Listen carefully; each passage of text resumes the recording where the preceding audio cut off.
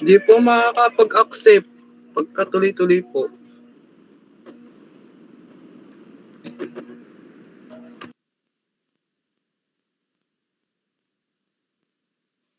Isa lang ba gamit mo na device?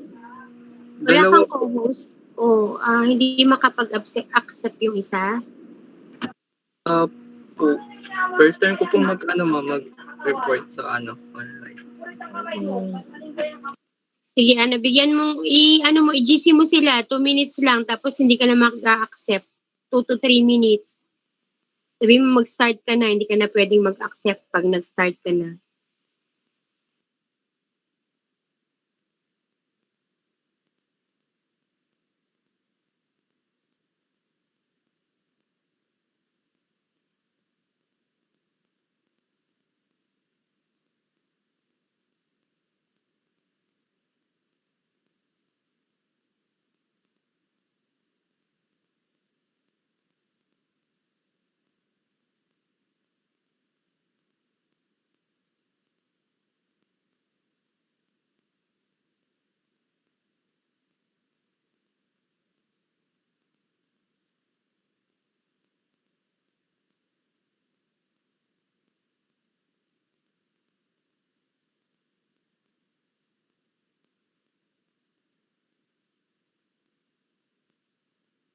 Ako, ma'am.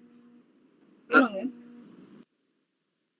Gusto mo yan eh. Makulit ka eh. Pumasok. Wala pala.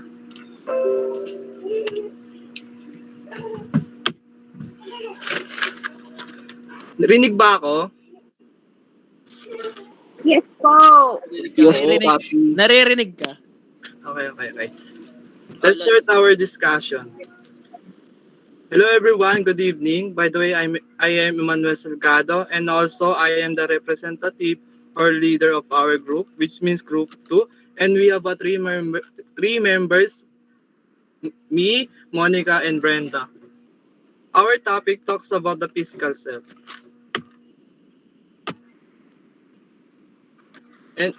And also we have learning outcomes, just as first understanding the stages of life and explain the physical changes that occur during each stage. Second, identify the contribution of genetic and environmental factors on physical development of the self. Third, describe the factors that affect body image. Fourth, examine the impact of the cultures on the body image and self. Lastly, develop a positive body image. And lesson, we have three topics, just as stages of lifespan, factors affecting physical growth and development, and body image.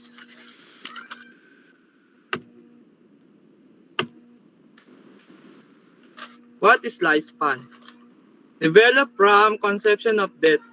Conception to death and yung birth, ano yung pinagkaiba? From fertilization stage kasama yung lifespan. According to Elizabeth B. Harlock and her book of Developmental Psychology, dinivide niya ito into 10 stages of lifespan. First, prenatal. Ito yung fertilization to the birth. Second, infancy. Ito yung birth to 2 weeks of life. Third, babyhood. Ito yung 2 weeks of life to second year. Fourth, early childhood to 2 to 6 years old.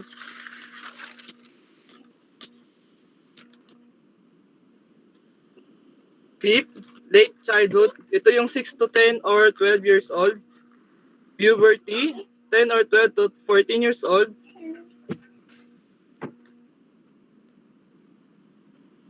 6, adolescent. 7, adolescent, 14 to 18 years old. 8, early adulthood. Ito yung 18 to 40 years old. 9, middle adulthood. Ito yung 40 to 60 years old. And then, late adulthood. Ito yung 60 years old to death. Go back our point of view. What is physical self? When we say a physical self refers to the body, ito yung makikita sa mga mata natin. Like head, neck, arms, and legs. And made up of other organs as the brain,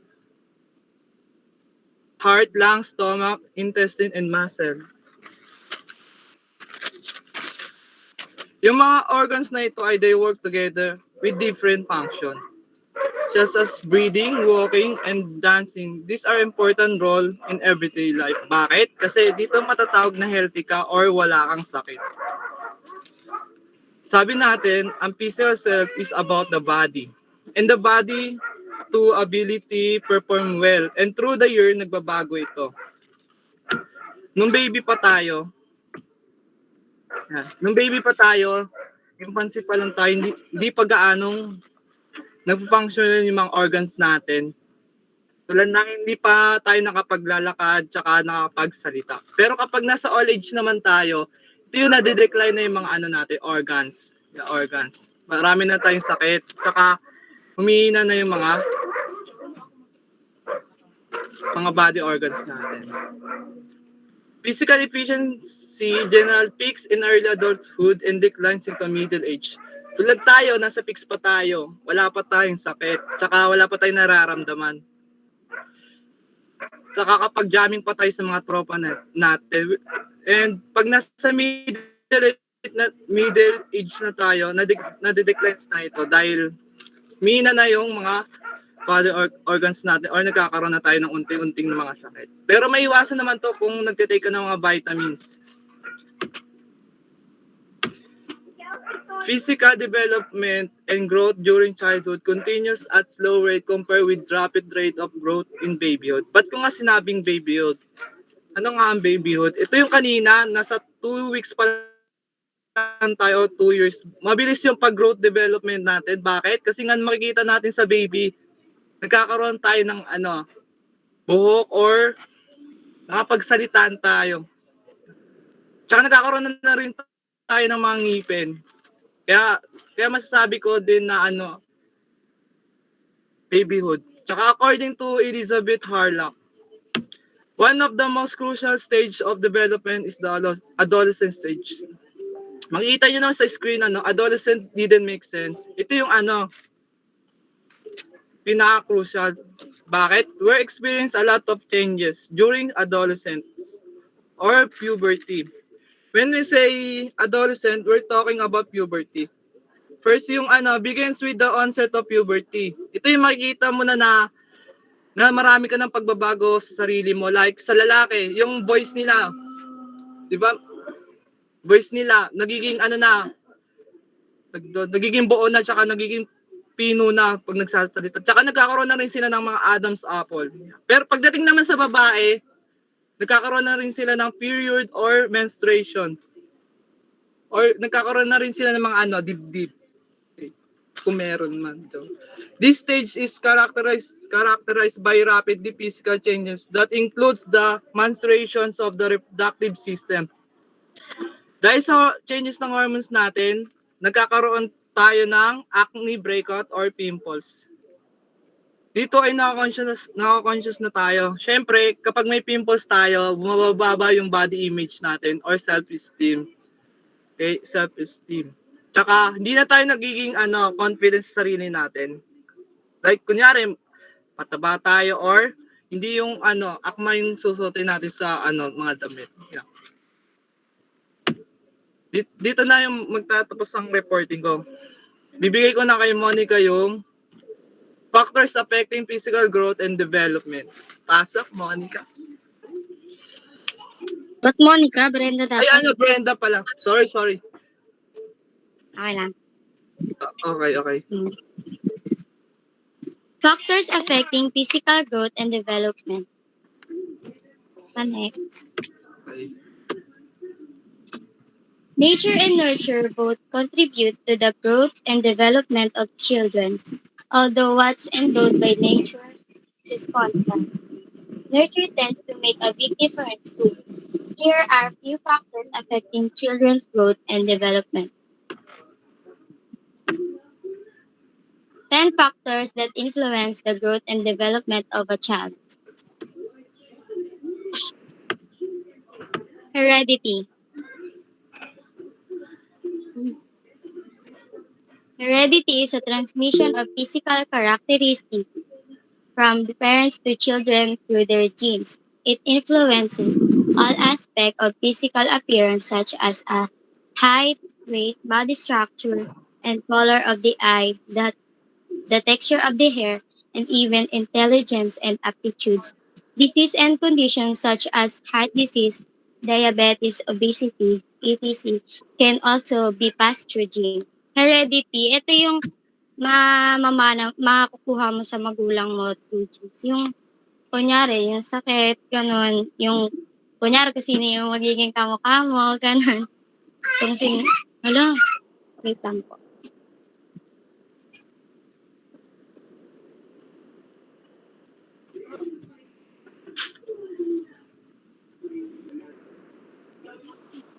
2. Environment.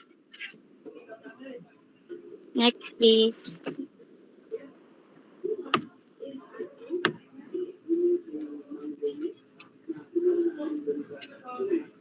The environment plays a critical role in the development of children, and it represents the sum total of physical and psychological stimulation the child receives. Some of the environmental factors influencing early childhood development involve the physical, surrounding, and geographical condition of the someplace the child lives in, as well his social environment and relationships with family and peers. It is easy to understand that a well-nurtured child does better than deprived ones. Ito yung mga ito na yung mga nakaka-impluwensya sa bata yung environment, kung ano yung mga napupulot niya sa environment niya, gano'n. Yung mga natututunan niya. 3. Next. Sex. The sex of the child is another major factor affecting the physical growth and development of a child. Boys boys and girls grow in different ways, especially during puberty. Boys tend to be taller and physically stronger than girls. However, girls tend to mature faster during adolescence, while boys mature over a longer period of time. The physical structure of their bodies also has difference, which make boys more athletic and suited for activities that require physical vigor. The, the temperaments also vary, making them show interest in the different things. Di ba mas nagmamatured yung mas matured talaga ang babae. Hindi naman lahat siguro. Ganun. Pero mas matured kasi mag-ano yung mga babae kasi lalaki. Hindi ka naman nila lahat. Pero parang ganun. Okay. For next.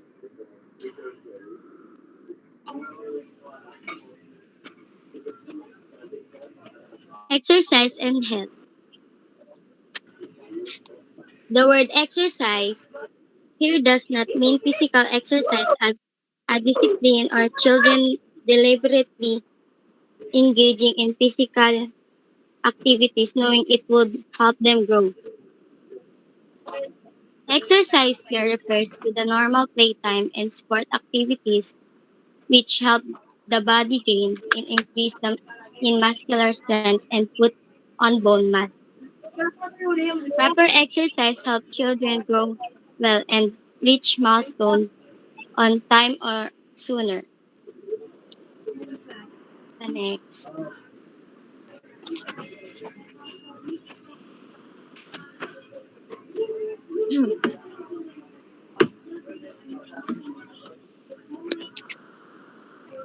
5. Hormones. Hormones belong to the endocrine system and influence the various functions of our body. They are produced by different glands that are situated in specific parts of the body to secrete hormones that control body functions. Their timely functioning is critical for normal physical growth and development in children. Imbalances in the functioning of hormone secreting glands can result in growth defect, obesity, behavioral problems, and other diseases. During puberty, Ano sabi? the gonad produce sex hormones which control the development of the sex organ and the appearance of Hindi, secondary ayoko. sexual Kala ko characteristics teacher. in boy and Tumatawag. girls. Tumawag. Boys and girls.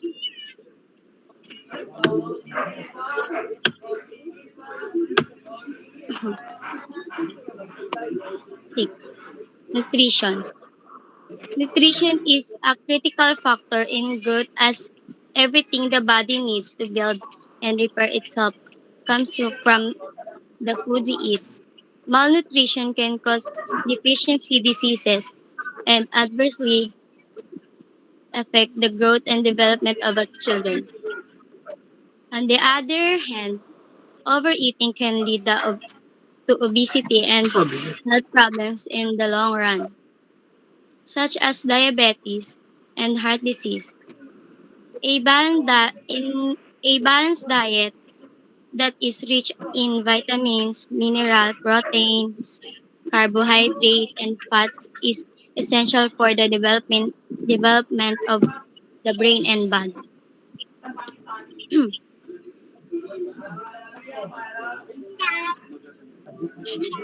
So next, Eman. Yeah. Ay, sorry, akin.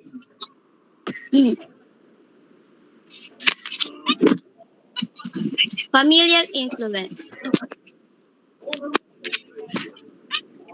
Families have the most profound impact in nurturing a child and determining the ways in which they develop psychologically and socially, whether they are raised by their parents, grandparents, or foster care.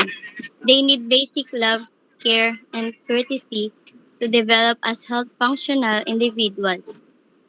The most positive growth is seen when families invest time, energy, and love in the development of the child through activities such as reading to them, playing with them, and having deep meaning of conversations. Families that abuse or neglect children would affect their positive development. Ano? Nag-aaral These ako. children may end up as individuals who have poor social skills and Bakit? difficulty bonding with their Nag-aaral ako. other people as adults. And next,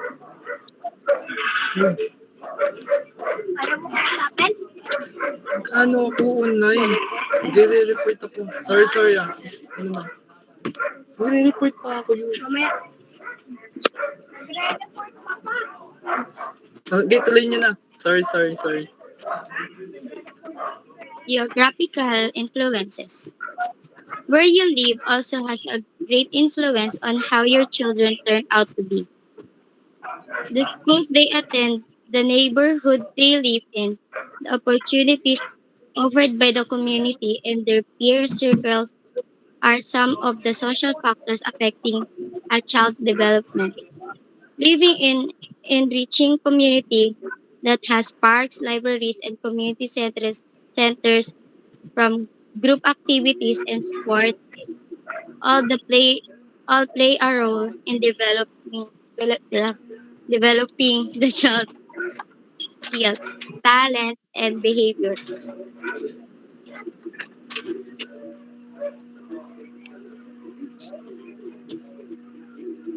Next, wait, next nga, Eman.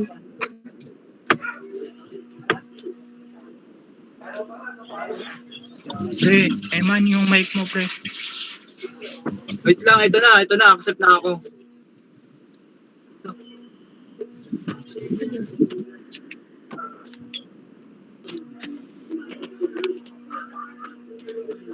Pumasok na iba. Okay, sabi. 9. Socioeconomic status. The socioeconomic status of a family determines that the quality of the opportunity a child gets. Studying in the better school are the more expensive definitely has benefits.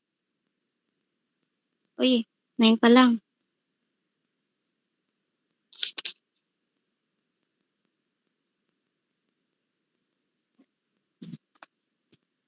Socioeconomic status. The socioeconomic status of the family determines the quality of the opportunity a child gets. Studying in better schools that are more expensive definitely has benefits in a long run. Well, families can also offer better learning resources of their children and they afford special aid if the kids need it. Children from poorer families are may not have access to educational resources and good nutrition to reach the, their full potential. They may also have working parents who work too many hours and cannot invest enough quality time to their development. Yan na, lipat mo na.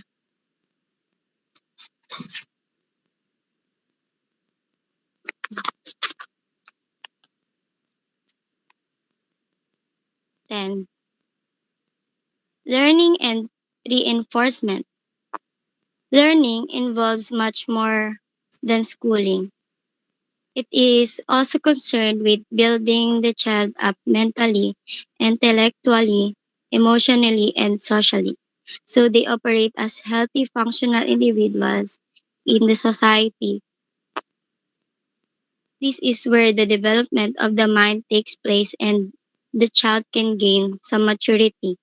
Reinforcement is a component of learning where an activity or exercise is repeatedly and refined to solidify the lesson learned. An example is playing a musical instrument. They get better at playing it as they practice playing the instrument. Therefore, any lesson that is taught has to be repeatedly repeated until the right results are obtained. End of the topic.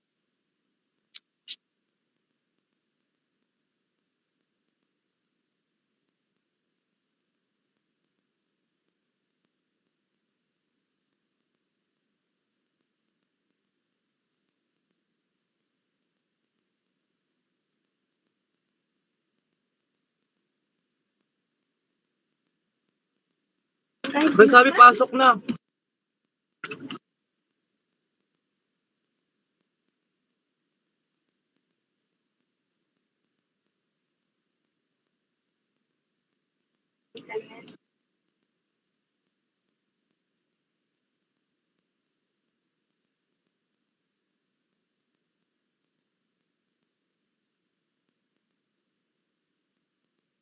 Pasok na kayo, pasok, pasok.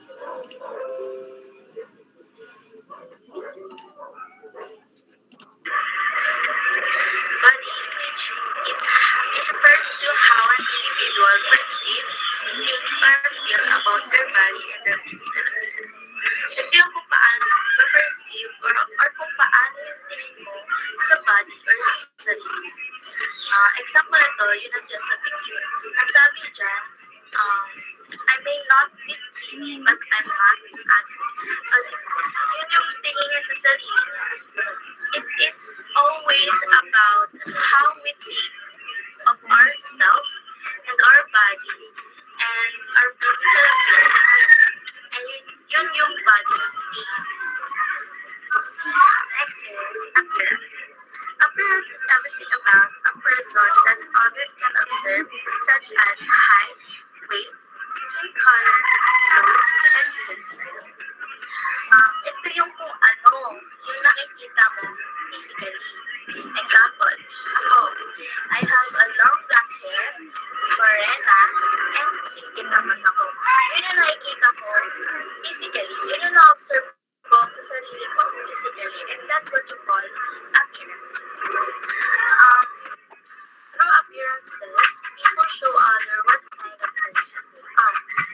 kunwari, ako, meron akong maang mukha. Pero hindi ibig sabihin, example lang yan. Diba kasi, kadalasan, kung paano tayo manumit or kung paano natin pag-ayos sa sarili natin, nagre-reflect yung kung ano yung personality natin. But in some cases, it can be misinterpreted by other person. Kaya dapat hindi tayo agad-agad mag-judge kasi may iba't tayong way kung paano natin i-represent Parang yung kung ano sarili ba yung mga natin. harap At ang pinakamahalaga dito ay meron tayong positive mindset. So next, self-esteem. Self-esteem is a person's overall evaluation of his or her own worth. Self-esteem is related to value, pero meron silang pagkakaiba. As what we discussed earlier, body image is based alone in a perception sa physical appearance natin. Sa katawan lang natin, physical appearance. Pero body image can also affect our self-esteem. Yung tingin natin sa overall worth natin as a person. Diba? Usually, pag negative ang body image, mababa ang self-esteem natin. So, it leads us to question our worth. It leads us to question our worth. And on the other hand, syempre, pag positive ang body image natin, mataas din yung self-esteem natin. So, next, cause of poor body image. Emphasis on his ideal body. Ngayong generation kasi, sanay na tayo nakapayat ka, slim, or sexy ka is maganda ka. Parang yun na yung naging ideal body natin. Kaya nagkakos siya ng poor body image sa ibang tao. Next is bullying and peer pressure. Diba kapag nagtaba ka, kapag sobrang payat ka, kapag sexy ka, ganyan, na-experience mo, mabubuli ka talaga. And mapipressure tayo. Ay, ang isipin mo sa sarili mo, ang sabihin mo sa sarili mo na, I will be someone else, kaya maganda, ganyan, mapipressure tayo. And it tells us to pretend and gayahin yung isang tao, or yung ibang tao. Ito tayo nagkakaroon ng poor body image. Next is media. We all know that media is full of great-looking places, diba? That's making women and men are more concerned about their physical attractiveness. Media is feeding us with all of the attractiveness that we cannot compete with. So, we think less of ourselves and have a poor body image. Next is the effects of poor body image. Number one is body dissatisfaction. It means that we're not satisfied in our body. Di natin nagugustuhan kung ano yung nakikita natin sa sarili natin physically. Tingin natin, ang pangit-pangit natin, ang taba-taba natin, ang pwede natin, ganyan. Lahat na lang ng negative words na describe natin sa sarili natin. Kasi nga, when you have a poor body image, you think low of yourself. Kaya kahit anong gawin mo, hindi ka satisfied sa katawan. Next is depression. When you're not satisfied in your body, syempre, you're not happy. Yan. And may malaking possibility na magkaroon ka ng depression. So, next is low self-esteem. When you have a poor body image, of course, you have low self-esteem.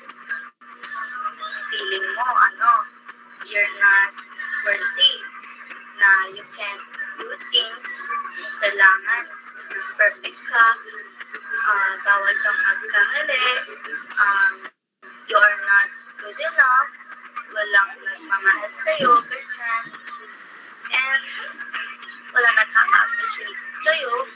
Ganun yung mga mararamdaman mo kapag mababa na yung self-esteem mo.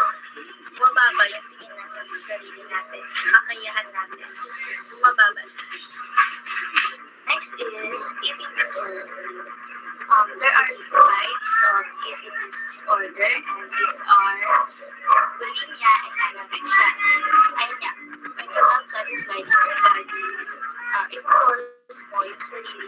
diet. Kaya nagkakaroon ng eating disorder. And next is body modification. Yan. But we're not satisfied.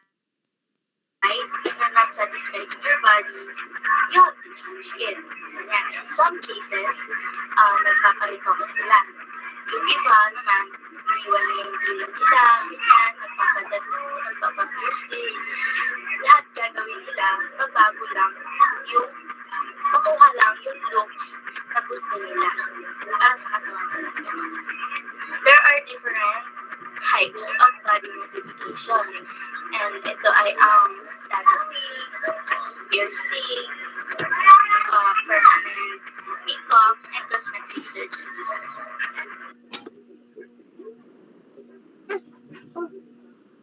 Okay na po, ma'am. Okay na po.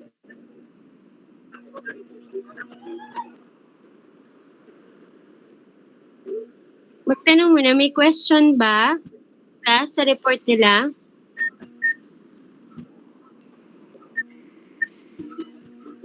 Oo nga po, may question po kayo.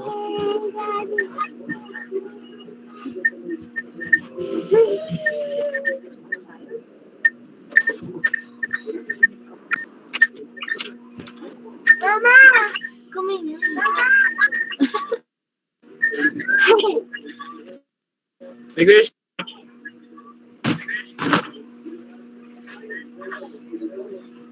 Tulog na. Wala pong tanong sa reporters? Wala po, ma'am. Wala po, ma'am. Wala kayong tanong, magpapaquiz na yan. Papaquiz kayo, Eman? Yes po, ma'am. O, kasi wala silang tanong, di ba? Wala po.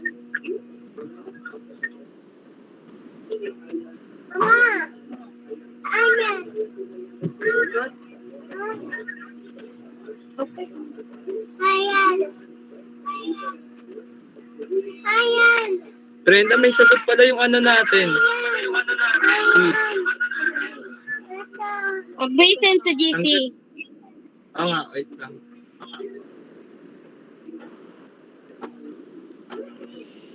Naka-Google Forms ba yan, Tol? Opo, naka-Google Form po. Sige, salamat. Sisend nyo rin po yung PDF sa GC. Yes po.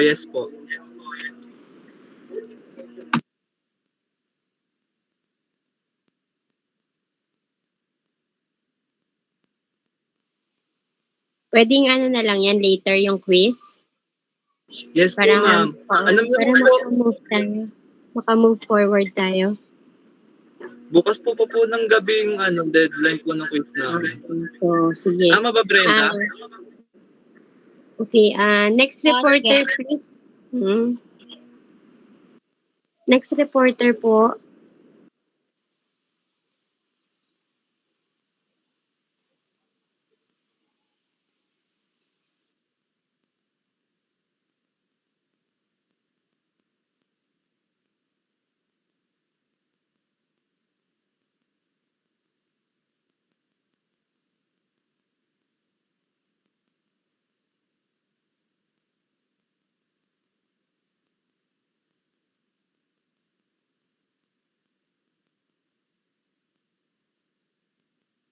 Yung next reporter ba, ito ba rin yung link na gagamitin nyo o meron kayong panibagong link? Ma'am, pinag-usapan na namin kami lang po gagawa ng Gmail. Hindi anak, yung next group, pero na, asa na sila? Kayo na mag-share, Eman, yung ano nila? Opo. sige. Gmail po. Okay. Kinausap ko na po rin si Hannah, ma'am. Si Hannah po mag-report yung kasunod namin. Okay, sige. Since ano pa naman yun, bukas pa naman yung deadline ng quiz nyo, pwedeng simulan na natin yung second group for today.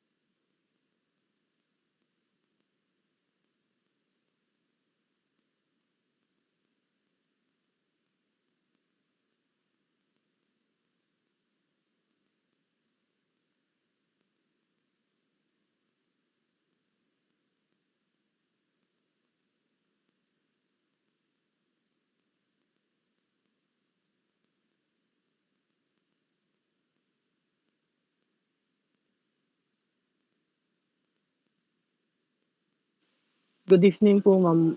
Good evening, classmates. Development of secondary sex characteristics and human reproductive system. Pa-next po. The secondary sex characteristics. Secondary sexual characteristics are those sexually dimorphic characteristics that are not directly involved in reproduction. Pa-next. Sexual, ay, yung secondary sexual characteristics po yung, ano po yun, yung mga nagde-develop po sa katawan ng isang individual po kapag po nagdadalaga or nagbibinata. Puberty, sexual development occurs at puberty. Puberty is the stage of development at which individual becomes sexually mature. So the outcome of puberty for boys and girls are very different. The hormonal control of the process is very similar.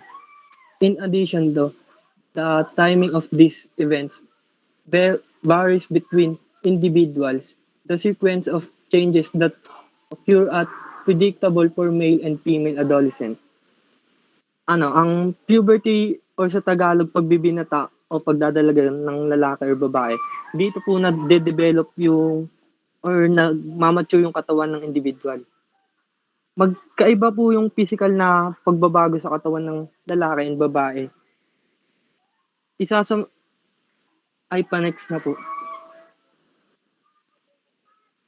In girls, typically, the first change that is visible is the development of the breast tissue. This is followed by the growth of axillary and pubic hair. Um, yung pagbabago raw po sa katawan ng babae po, yung pag, yung paglaki po ng breast po ng babae and pagtubo ng, ano, buhok sa kilikili and sa, po, private part ng babae. Next. As a boy as a boy reaches the puberty, the growth of the testes is typically the first physical sign of the beginning of puberty, which is followed by growth and pigmentation of the scrotum and growth of penis. The next step is the growth of hair, including armpit, pubic, chest, and facial hair. Um, sa lalaki naman daw po, yung mga pagbabago po sa katawan ng lalaki, paglaki po daw ng private part ng pribadong part ng lalaki and pagtubo ng buhok sa kilikili, sa chest, sa private part ng lalaki and sa mukha po yung balbas and beard and tawag dito, bigote po. Ayun.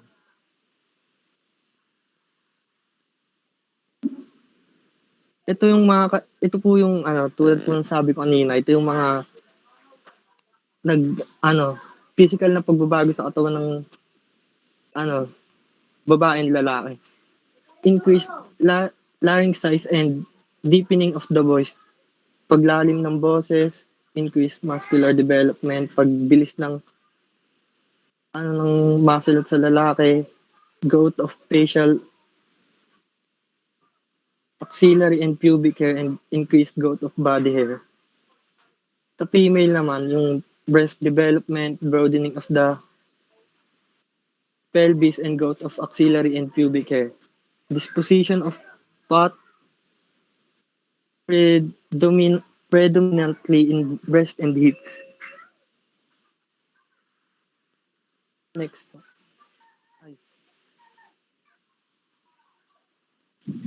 Next na reporter Discussing na. erogenous zone. Next stop. Erogenous zones. It refers to part of the body that are primarily orally receptive, and increase sexual arousal when touched in a sexual manner. Some of the commonly known erogenous zones are the mouth, breasts, genitals, and anus. Erogenous zones may vary from one person to another.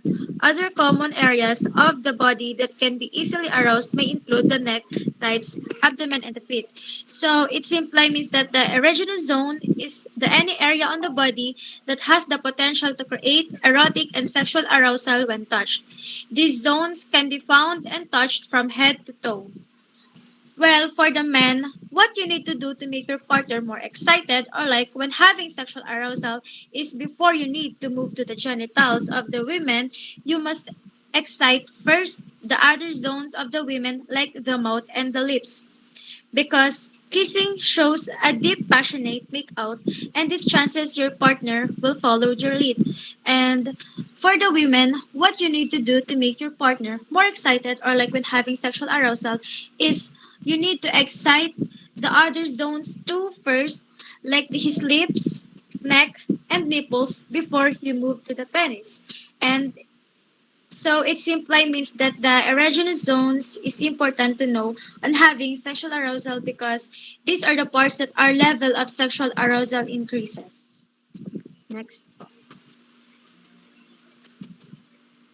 The erogenous parts that are located in our body for either men and women are the genitals, mouth, breasts, ears, anus, neck, thighs, abdomen, and feet. Thank you.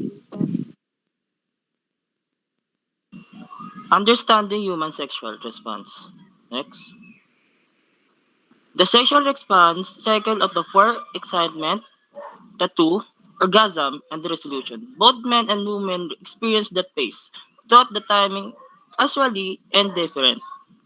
Next. Excitement phase. Being the sexual arousal. Can last the minute, the several hours. Ito yung nagsisimula na nag-increase. Pulse the rate and the blood pressure rise before brief and quickened and the slowly rosily particular and chest, breast and during that phase. Ito naman yung changes na yung mga part sa ating katawan at nag-rise na yung mga blood pressure natin.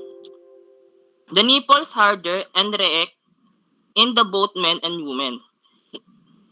Inaakala nyo na sa babae lang naninigas ang nipple, pati sa lalaki din. The men and the penis become erect and the skin, the scrotum thicken and the testes increase. Ito naman yung paglaki ng testes ng isang lalaki. The woman and criticism, swelling and leaves the vagina open. The inside the vagina moistens and presentation the actual intercourse. Ito naman yung pagbasa ng vagina ng babae. Next. Plateau phase. The changes the body and the contain. Ito yung pag-contain ng body natin having sex. We become the rapid and the heart rate and the body temperature rise and the body pressure increase during stage. Ito yung pagpatas din natin ng pressure pa rin. The men in penis become the erect and scrotum circumference and head increase and wells few drop and fluid. Ito yung parang nagiging hard na yung penis natin. And may nagdodrops na fluid. Pwede po po ng picture. Ay, sorry. Thank you po. And women, outer parts of the vagina swelling and the intense amount of the blood area in the interact understand controller hood and remains the high sensitive. The most sensitive of part ng babae is clitoris. Kasi ito yung mas maraming nerves ending. Minsan, the outer lips and vagina is redly in colored. Ito yung napagpula. Next, orgasmic phase. Orgasmic phase is contract and the muscles happen in the release the semen and contains the sperm cell. Ito yung parang peak sexual cycle. The men is the men actually achieve the one of intense orgasm. Ito yung isang orgasm lang. The woman orgasm loves the contraction and pelvic muscle that surround the vaginal wall and that happen multiple times. Ito naman yung parang di siya bumababa ng testosterone level niya ho. Patuloy siya parang nag-overflow pa rin po. Next. Ito yung example ko sa orgasm sa men. Ito yung sa men, isa lang yung orgasm niya. Pero pag sa babae, multiple. Parang pagkulo ng kawali. Pag tuloy na tuloy ng kulo, patuloy pa rin simulation. Pero pag pinatay mo yung pagkulo, mas less animation, mas bababa yung arousal niya. And pag binuksan mo ulit yung kawali, taas naman ulit yung simulation. Ito yung like overflow. Alam niyo na yung ibig sabihin nun. Next. Resolution phase. The body returns the normal states of the after orgasm. The main interaction of loss, the testes decrease in the sizes, the skin, scrotum, this again. Ito na yung pagliit ng testes ng lalaki. Nagiging fleabig na siya. The woman, the clitoris, the collar and outer lips of the vagina and the lips of vagina returns this normal stage. Ito yung pagliit na ulit ng vagina ng babae. Ito yung pagbalik na ng mga collar niya ulit. Next. Example, the men and the woman arousal. Sa men naman, pagpataas ang arousal na lalaki, isa lang yung isang ano lang siya. Isang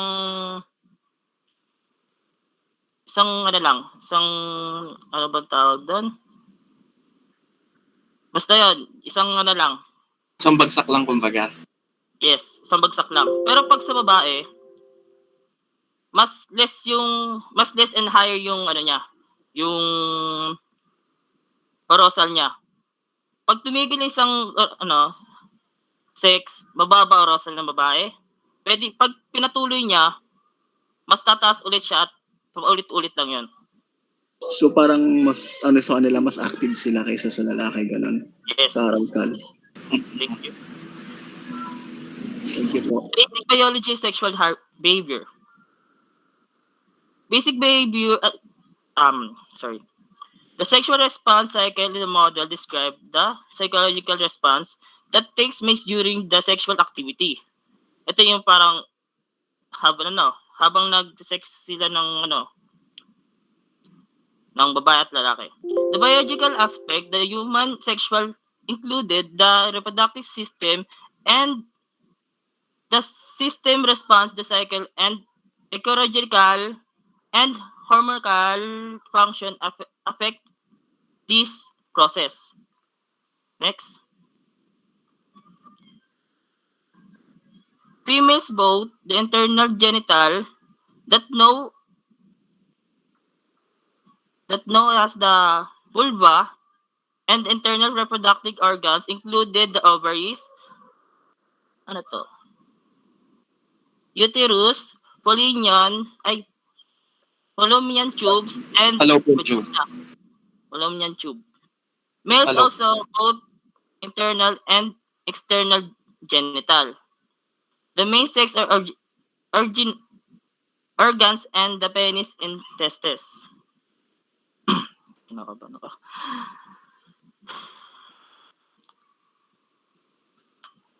The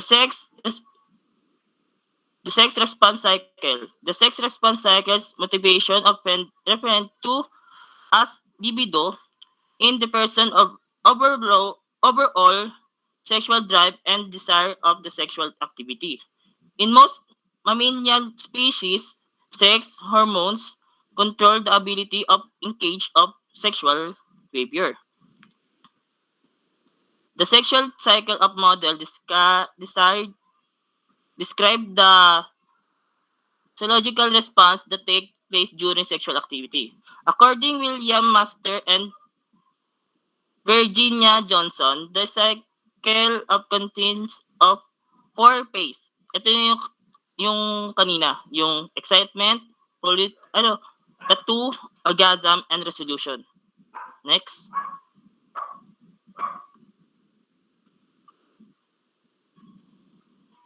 Next reporter.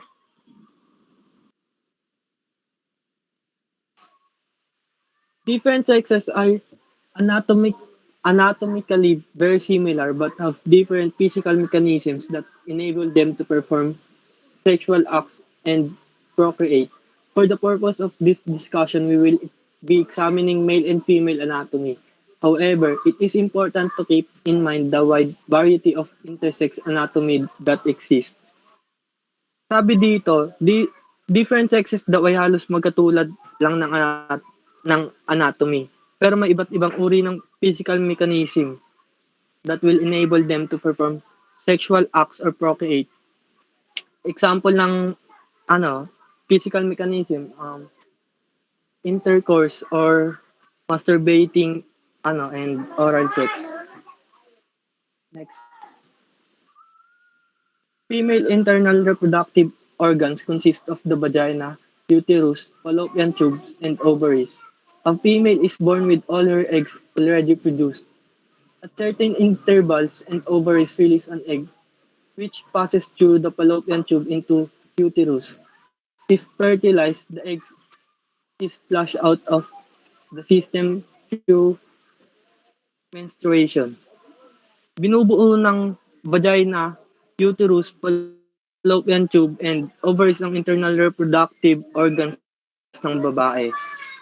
Ang ovary ng babae ay naglalabas ng egg cell na dumadaan sa fallopian tube papuntang uterus. Kapag fertilize yung egg na nilabas ng ovary, maaari itong maalis sa pamamagitan ng menstruation or pagregla. Next. Ito po yung female reproductive system. Next.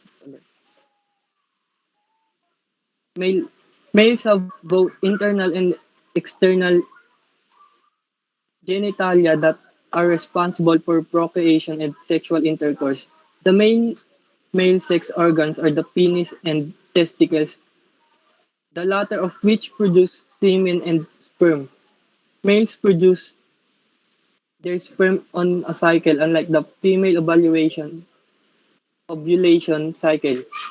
Males have both internal and external genitalia that are responsible for procreation and sexual intercourse. Sabi dito, dalawa daw ang genitals ng lalaki. Meron itong internal and external. Ang testicle or bayag ng lalaki dito nagpo-produce ng semen and sperm. Gumagawa ito ng semen and sperm sa isang cycle lang, di katulad sa babae.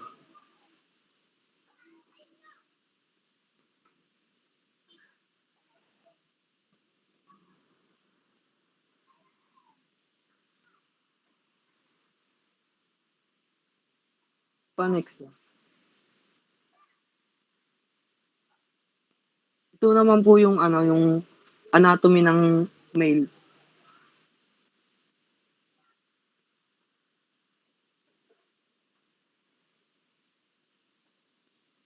Next report.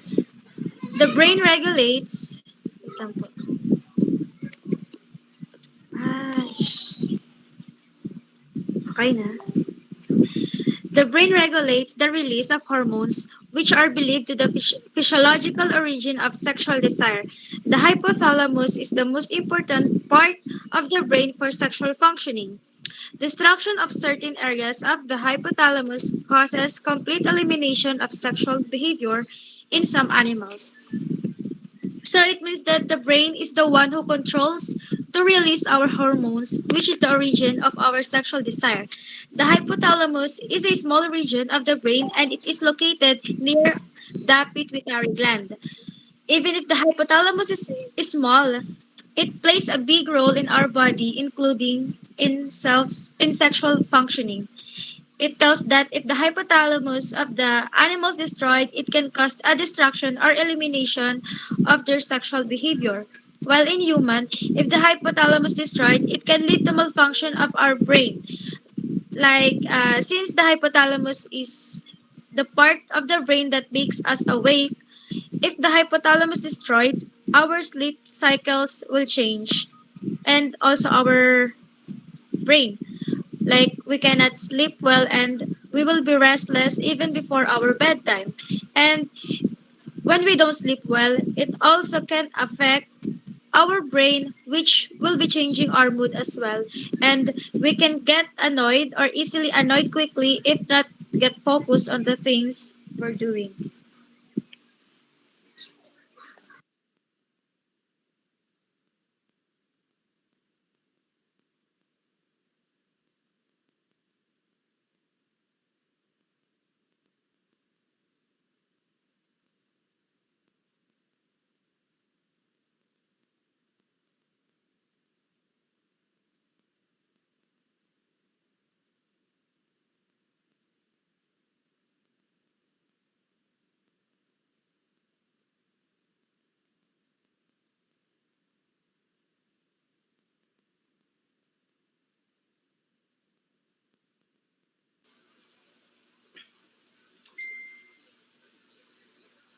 Understanding the chemistry of love and attachment.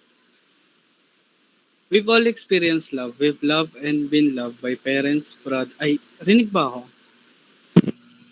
Hello? Loud and clear, Oh, tol. okay. Okay. We've loved and been loved by parents, brothers, sisters, friends, even pets. But romantic love is different. It's an intense new feeling unlike any of these other ways of loving. Ang ibig sabihin nito, mas intense yung love ng partner kaysa sa love ng parents or ng mga kapatid tsaka ng kaibigan. Ibig sabihin may mas special siya, ganun. Okay, next. Stages of love. Last. This is the first stage of love and is driven by the sex hormones. Uh, Testosterone and estrogen in both men and women. Testosterone is the primary sex hormone and anabolic steroid in males. In humans, testosterone plays a key role in the development of male reproductive tissues such as testes and prostate, as well as promoting secondary sexual characteristics such as increased muscle and bone mass.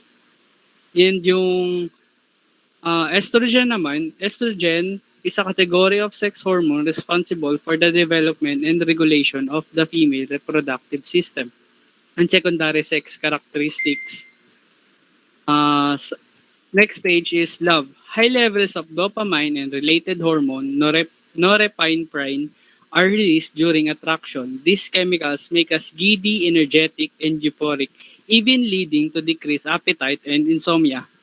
Ang ibig sabihin nito ay totoo yung sabi-sabi ng ng mga matatanda na kapag in love ka, mahirapan kang kumain at hindi ka makakatulog. So, pak lang 'yon. Sakto lang, boss, pag in love ka. Tama lang. Attachment. At sakto lang. Attachment is the bond that keeps couples together long enough for them to have and raise children.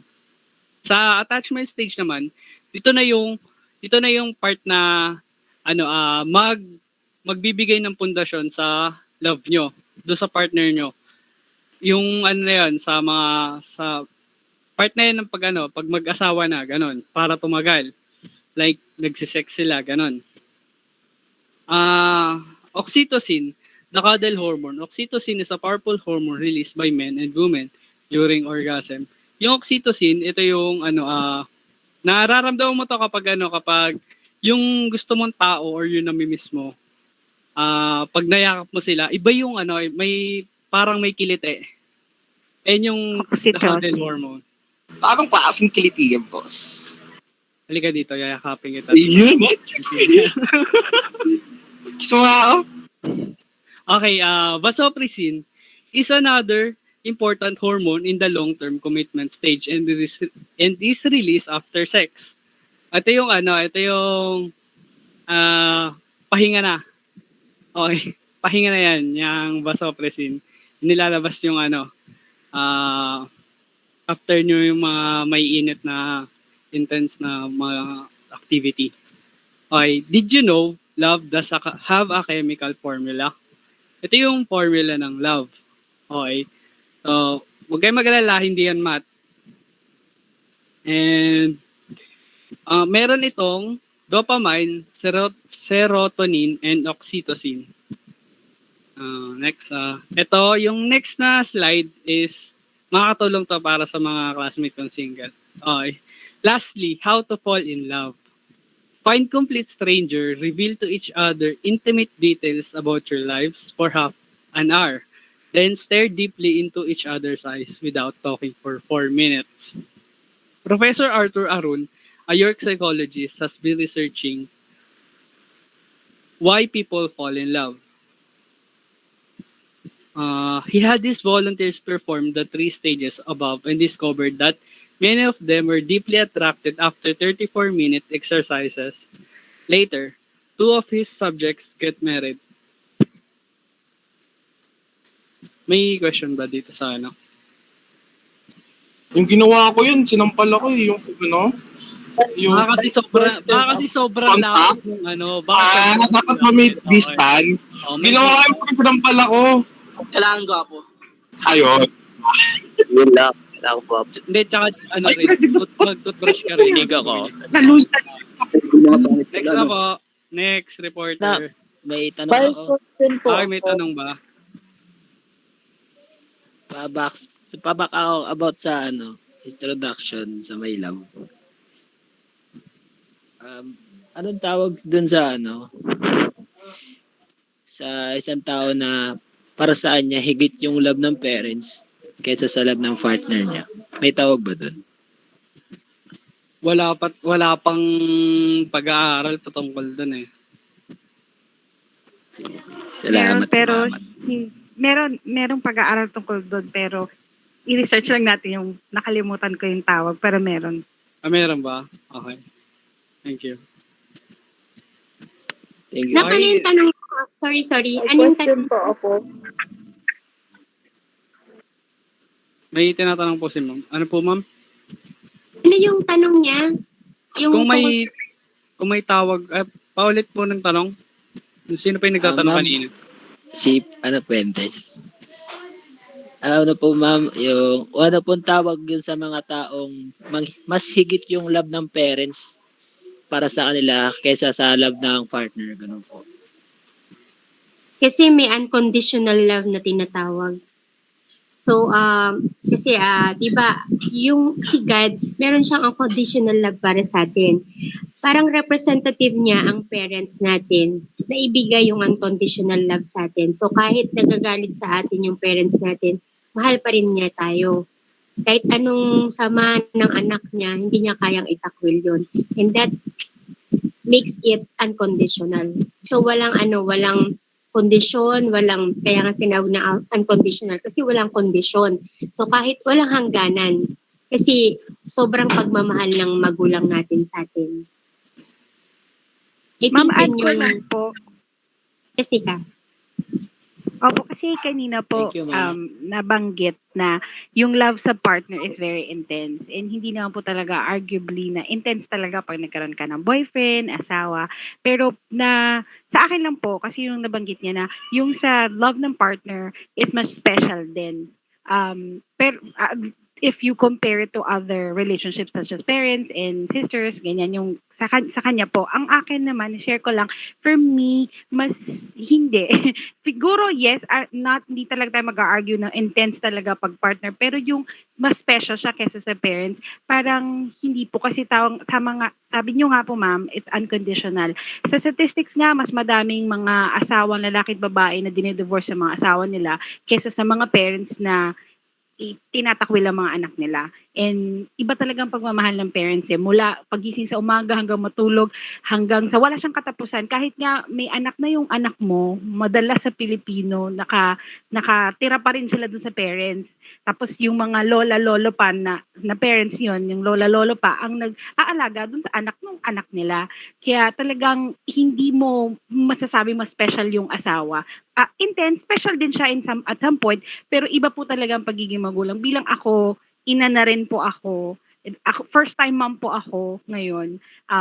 So, na-realize ko gaano kamahal ng mga magulang anak nila. Totoo pong walang kondisyon. Kahit pa magkasala ka, babalik ka pa rin yung anak mo, kahit nga yung anong mangyari sa anak mo, kahit na may ginawang masama yung anak mo, doon pa rin yung focus mo. Talaga napakabuti po ng mga magulang. Yun na, i-share ko lang po na para makita rin po ng mga classmates ko bilang kabataan, ma-appreciate nila yung parents nila.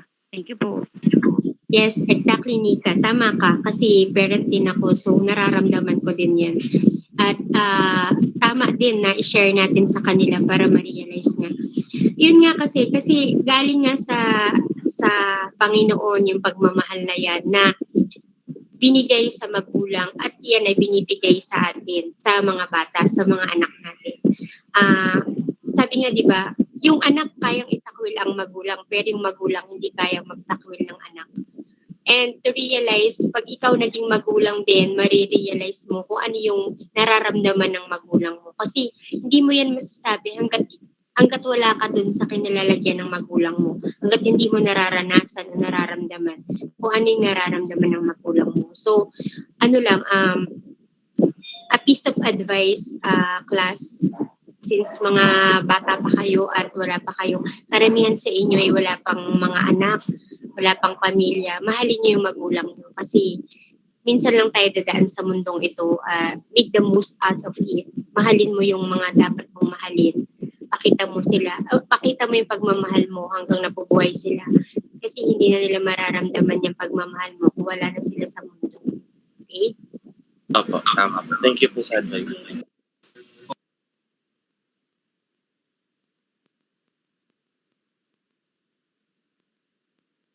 May naalala lang ako kasi sabi ng parent ko, maraming tao o marami kang magiging asawa or kaya mong maghanap ng maraming asawa, maraming kaibigan, maraming partners, pero ang magulang isa lang yan at ang pamilya isa lang yan. So dapat i-appreciate nyo yung mga magulang nyo hanggang buhay pa sila.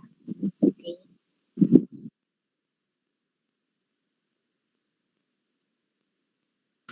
Ayan, so naririnig po ba ako? Hello? Opo, naririnig ka po. So what turns people, wala guys. The phase of sexual response, next, is the first stage of human sexual response cycle which occurs as a result of physical or mental erotic stimuli such as kissing, making out, fantasizing, or viewing erotic image that leads to sexual arousal. So dito, yung first stage ng sexual response sa tao is around 16 ata or 18 to 20. Nakakaramdam tayo ng sexual response sa katawan natin lalo na pag meron na tayong partner or meron tayong pinapantansyahan na tao or meron tayong crush. Next. So kanina is yung age kung kailan tayo nakakaramdam ng sexual response. Dito naman sa sexual response cycle is kung paano nagre-react yung katawan natin towards sa sexual ng katawan natin. So basically yung katawan natin, nag-i-imagining tayo katulad nga kanina sa doon sa may wala tuloy ako. Dun kanina, yung sa excitement phase, yung age ng kung kailan tayo nakakaramdam. Sa response cycle is kung kailan nagre-response yung katawan natin, which is gusto na nating gawin. Such as yung masturbation and yung, ano pa ba? Lang. Basta meron tayong ginagawang activities na nagre-response yung katawan natin based sa gusto nating gawin or kung ano yung pinaparamdam ng katawan natin. So, next.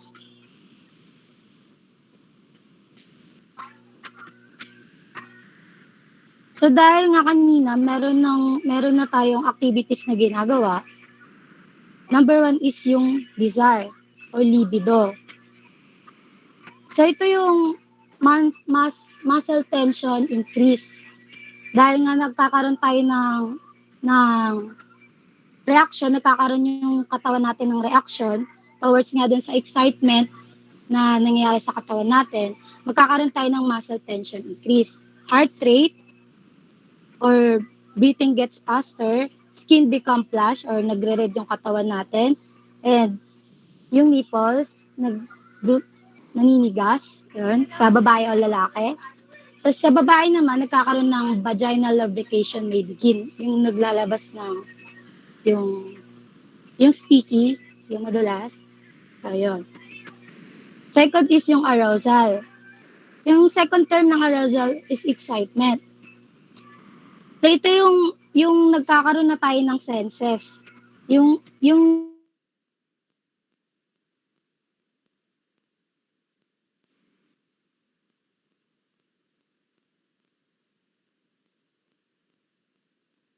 Hello, ako po ba nawala? Hindi, rinig ka doon. Hello? Hello? Hello? Hello? Ayan. Rinig ka na, rinig ka. Hindi nawalan ng internet. Asan na ako? Rinig ka na. Hello? Sa ano? Orgasm ata yan? Excitement. Excitement. Excitement. Ayan, arousal. So, dahil sa arousal nga, connected to sa desire. So, yung arousal kasi is yung kung paano nag-response yung katawan natin towards dun sa gustong gawin ng katawan natin. So, connected siya sa brain natin, which is hindi natin kaya kontrolin minsan. Kasi merong iba nakokontrol pag nakakaramdam sila na parang, libog. May mga taong nakokontrol yon, minsan is hindi nakokontrol yon. So, depende yun sa tao or sa katawan kung paano i-control yun. Sa orgasm naman, dito naman yung nais na natin yung gusto nating gawin. Doon sa arousal, di ba, nagkaroon tayo ng excitement, gusto nating gawin yung activities na yun. Sa orgasm naman, yung na-satisfied na tayo sa ginawa natin. Halimbawa, nag-masturbation ka, nagkaroon ka na ng satisfaction, parang nag-ano na yung katawan mo, nag-relax na kasi parang pag nakakaramdam ka ng parang libog, parang merong something na gusto mo talagang gawin. So pag nais mo na yon, na-satisfied ka na, nagawa mo na yung gusto mo, yun na yung orgasm.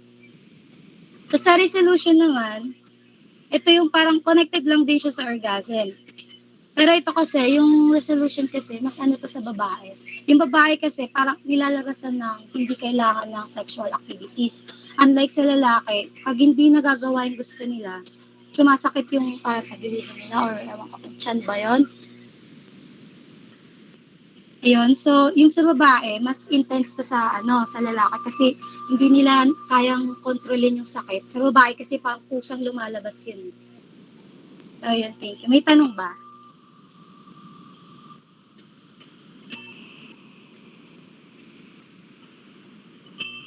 Wala naman.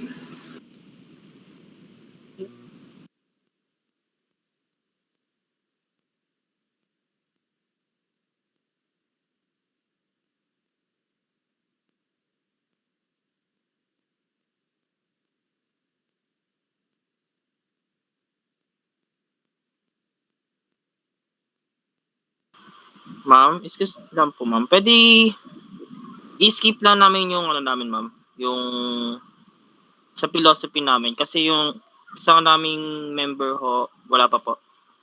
Thank you po, ma'am. Sige lang, sige lang. Bridget, go ulit.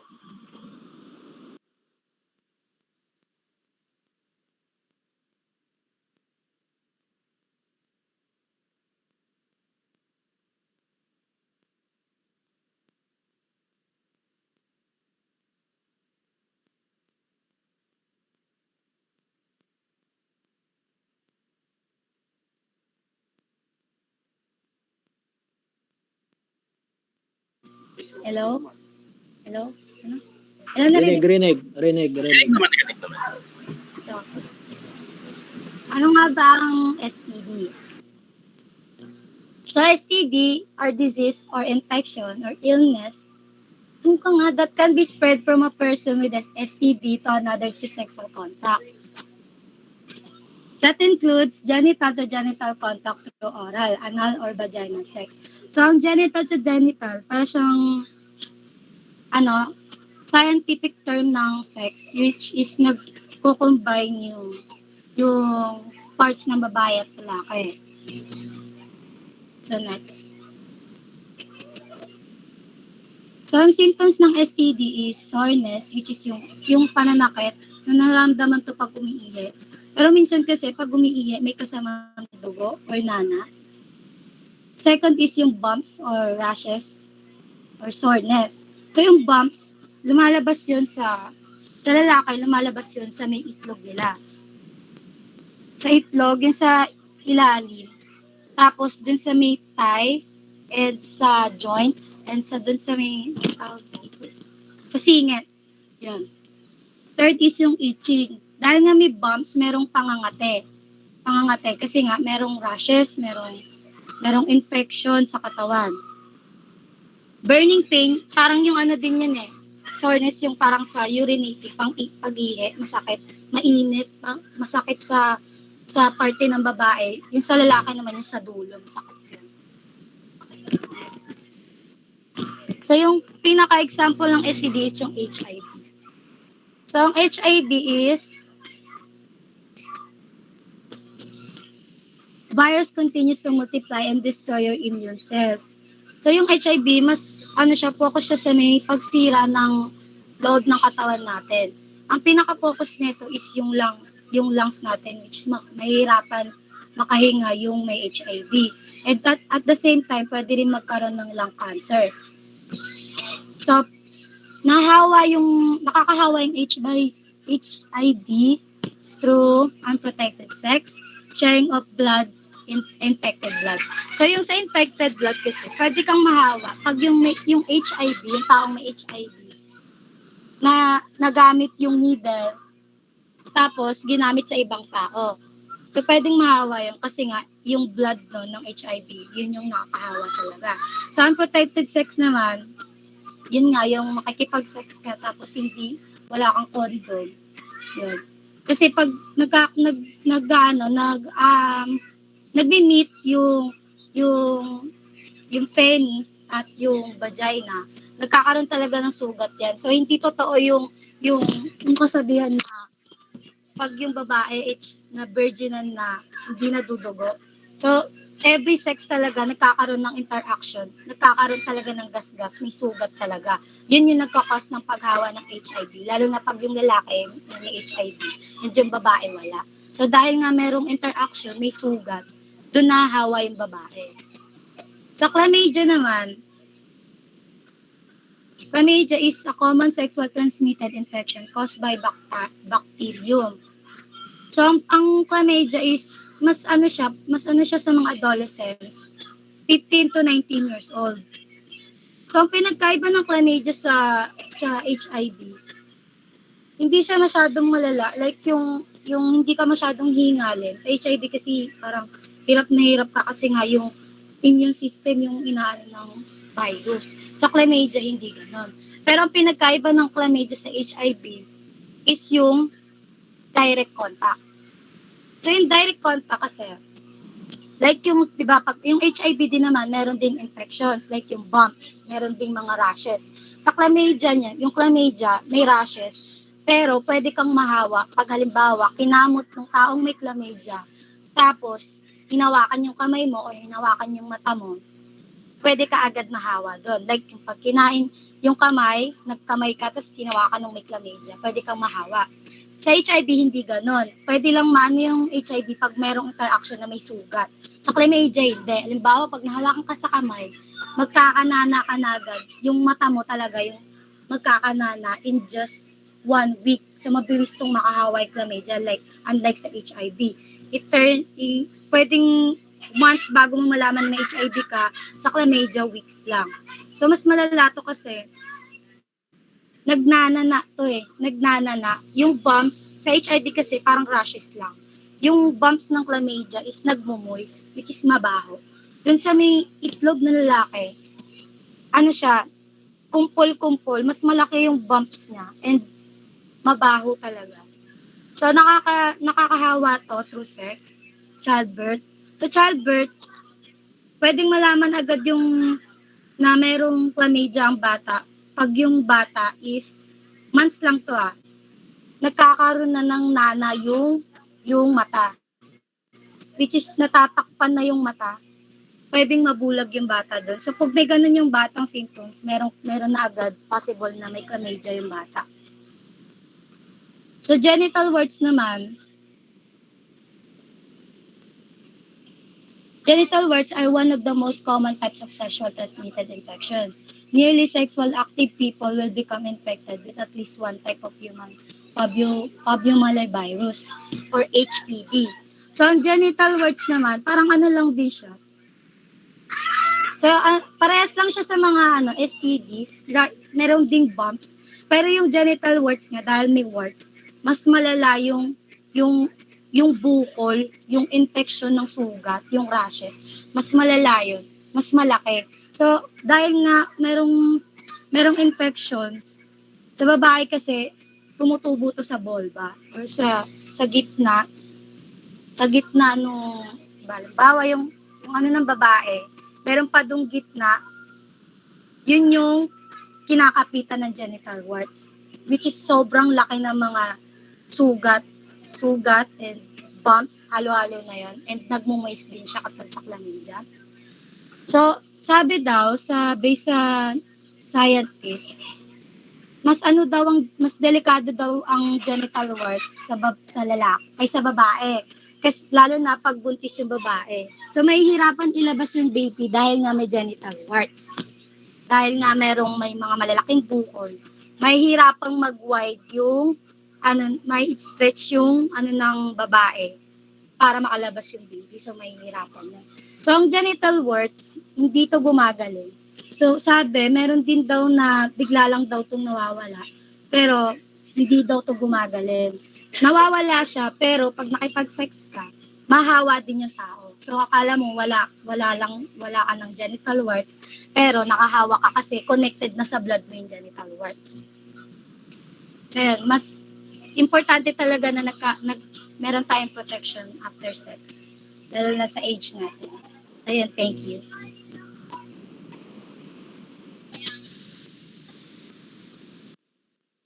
Question po, Ano po? dun po sa chlamydia, dun sa childbirth, ano po yun? Pagkapaanganak, nasa kanya na, galing sa nanay yung sakit, hereditary po. Ganun po. Ano? Ulit po? Nahawa po yung baby galing sa nanay ng chlamydia. Yung sa chlamydia, yung pagnana sa mata? Ayun ba? Ayun po ba yun? Yes po. So, yung kasi, HIV, ang pinagkaiba nila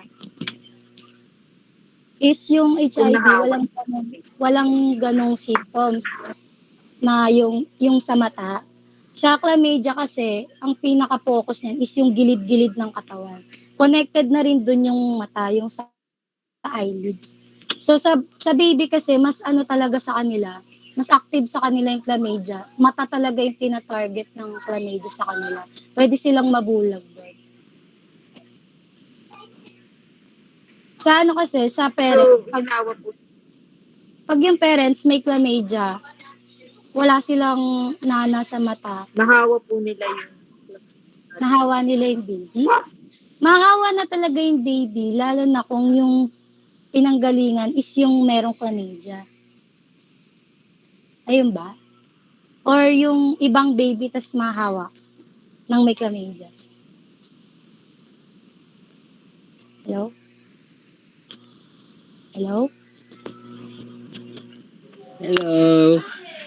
Ayun ba? Okay, balikan ko yung yung philosophy of. Sige. Okay na po. Thank you po. Gusto ko balikan to kasi importante to para sa mga nako-confuse dun sa mga homosexual, transsexual, bisexual. Okay. Present sa cultural history of masturbation, the ancient world cared little about masturbation. It was of no great concern in Jewish and Christian teaching about sexuality. In fact, as a author shows, solitary sex as an important medical and moral issue can be dated with precision. The idea of masturbation as solitary vice, self-pollution, or self-abuse came into being at around 1712.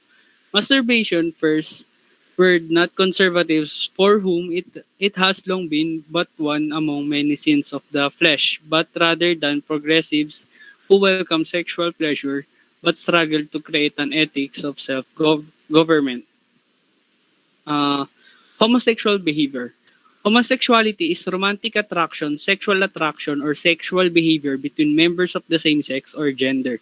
As a sexual orientation, homosexuality is an enduring pattern of emotional, romantic, and or sexual attractions. Attraction to people of the same sex.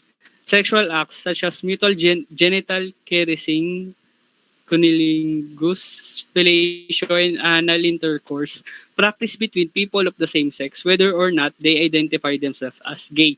Ang ibig sabihin nito, yung mga like yung ito yung lalaki sa lalaki na sex, yung hindi nila ma-identify or hindi nila masabing gay sila, pero attracted sila sa kapwa nila lalaki. Ganun yung homosexual.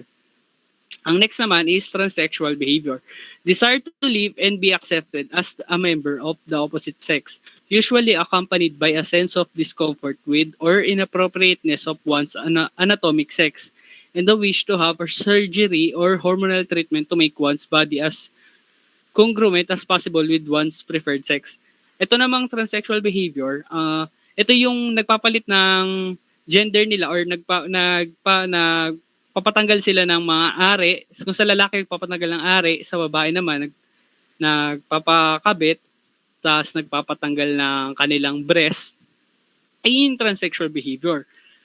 Hindi nila matanggap yung pagiging nila, yung gender nila. Kung halimbawa sa lalaki, ang puso nila babae, kaya ang gusto nila, pati katawan nila, babae na rin. Kaya nagkakaroon ng surgery. Nagpapasurgery sila para yung gusto nila makuha nila. Okay. Next naman is bisexual behavior.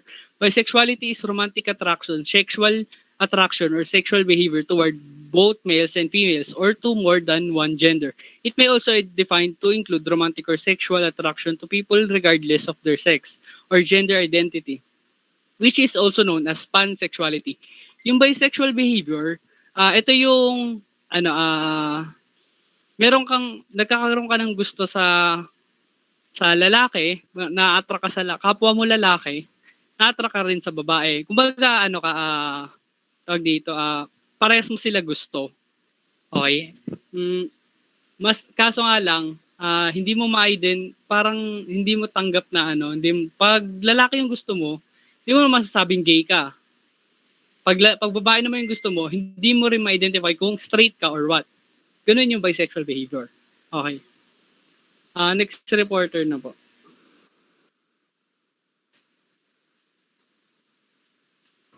Methods of contraception. Next. Um, what is contraception? Contraception aims to prevent pregnancy, and a woman can get pregnant if a man's sperm reaches one of her eggs or ova. Contraception tries to stop this happening by keeping the egg and sperm apart, stopping egg production. Contraception means ito yung pagpigil sa mga activity o mga gagawin na magpartner upang maiwasan ang pagbubuntis. Next. Sa contraception, merong dalawang pinagkaiba. Ang una, yung natural methods. Natural birth control is a method of preventing pregnancy without the use of medication or physical devices.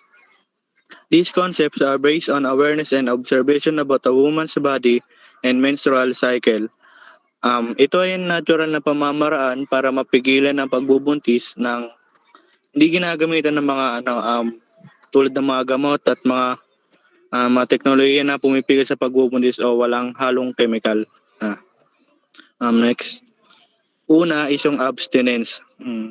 Abstinence is simply not having sexual intercourse, or if you're if you're abstinent, it means you decided not to have sex. This includes vaginal, oral, and anal sex. Abstinence prevent pregnancy by not giving the opportunity for semen to enter the vagina. Ang abstinence ay simpleng hindi mo pakipagtalik sa iyong partner, kumbaga absent ka, or ikaw ay umiiwas makipag-sex. Kumbaga, yung logic nun, kumbaga absent ka, ayaw mo kumbaga wala ka sa, kapag kung may usapan kayo ng partner mo na may pagtalik ka, o may activity kayo. Abstinence o isa din ito sa mga natural na paraan para pumipigil sa pagbubuntis. Two is withdrawal method. Withdrawal method of contraception is the practice of withdrawing penis from vagina and away from a woman's external genitals before ejaculation to prevent pregnancy. So, ang goal ng withdrawal method o sa ibang salita ay simpleng pag-pull out ng lalaki ng kanyang penis outside the vagina bago ito mag-ejaculate para hindi mag-meet yung sperm ng lalaki sa egg cell. Iyon, to prevent pregnancy, which is ayun yung purpose ng contraception. Next. Calendar or rhythm method. The rhythm method, also called calendar method or the calendar rhythm method,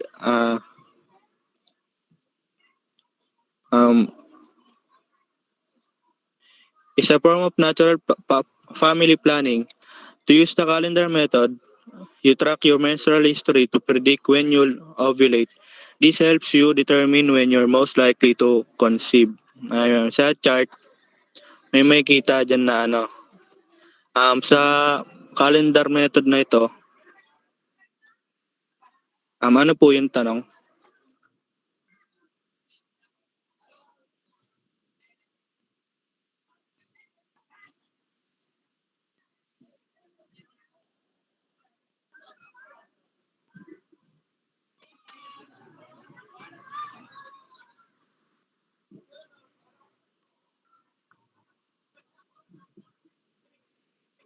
Yes po.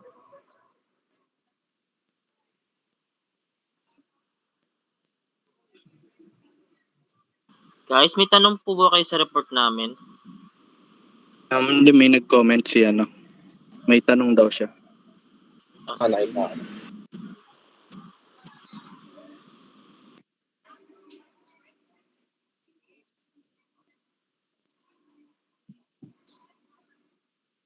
Yung withdrawal method is siya, kumbaga natural way siya ng contraceptive.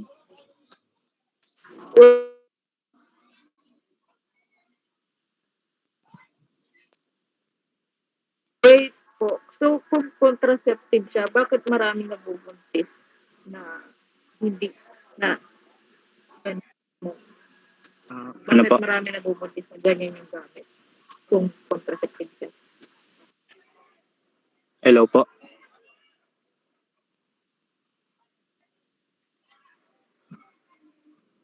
Opo, Sorry po. I agree kay Ate Charlene. Hello po, narinig po ba ako?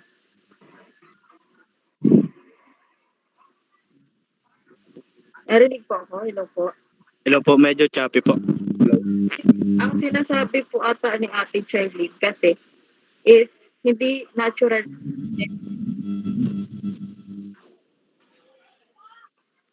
Hello po, okay na po? Hello po, okay na po? Hello? Hello po?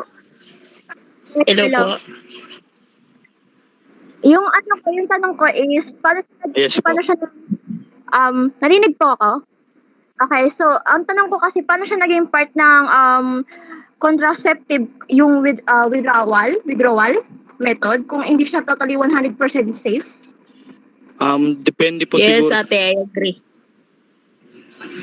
Kasi hindi yun considered contraceptive kasi maraming Madaming nabubuntis doon. gamit yan. Tulad nung mga teenage pregnancy.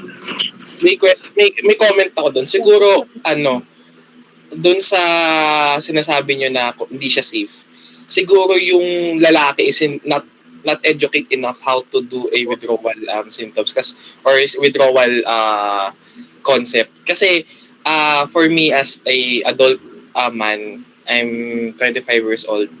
So, hindi naman ako pinanganak kahapon. So, for me, until na wala pa akong anak. So, yun lang yung inaano ko. Then, nagpa-check naman ako ng sperm count ko, which is good naman. So, siguro, dito sa withdrawal method, kailangan lang ng proper educational. Kasi, perket sinabi na withdrawal method, ganito yung gagawin mo. Which is, dapat may may sapat kang knowledge how to use it or how to do it. Hindi lang basta-basta din kasi yung ganong method. So, yun. What? Kumbaga kasi yung yung withdrawal method kasi, hindi lang ba siya pag nandiyan na, sa explain Depende pa rin po talaga sa partner mo siguro yun. Oo, yun. Kasi minsan, di ba, kaya lang naman na siguro na-aksidente yung nabubuntis sa mga kabataan, which is hindi nila agad na i-release. Kumbaga, na-release na, kala nila, sa labas na release, yung pala sa loob. May mga ganun kasing senaryo. So, yun. Tapos tama din si Neil yung tinatawag na pre-com kung tawagin, which is may unting sperm doon nakasama na aksidenteng na i-release yun. So, syempre, nag-intercourse kayo, talaga nag-release yun. So, next step. Baka mo na nga is na. Okay na po. Hello. Hello? Narinig po ba ako? May question po ulit ako. Yes po. Hello. Kasi yung sinabi niyo yung pre-com, nakakabuntis din po yun. So, hindi siya considered na contraceptive kung gagawin yun. Di ba? Yep. Hindi, sa pre-com po kasi, para sa amin, yes po.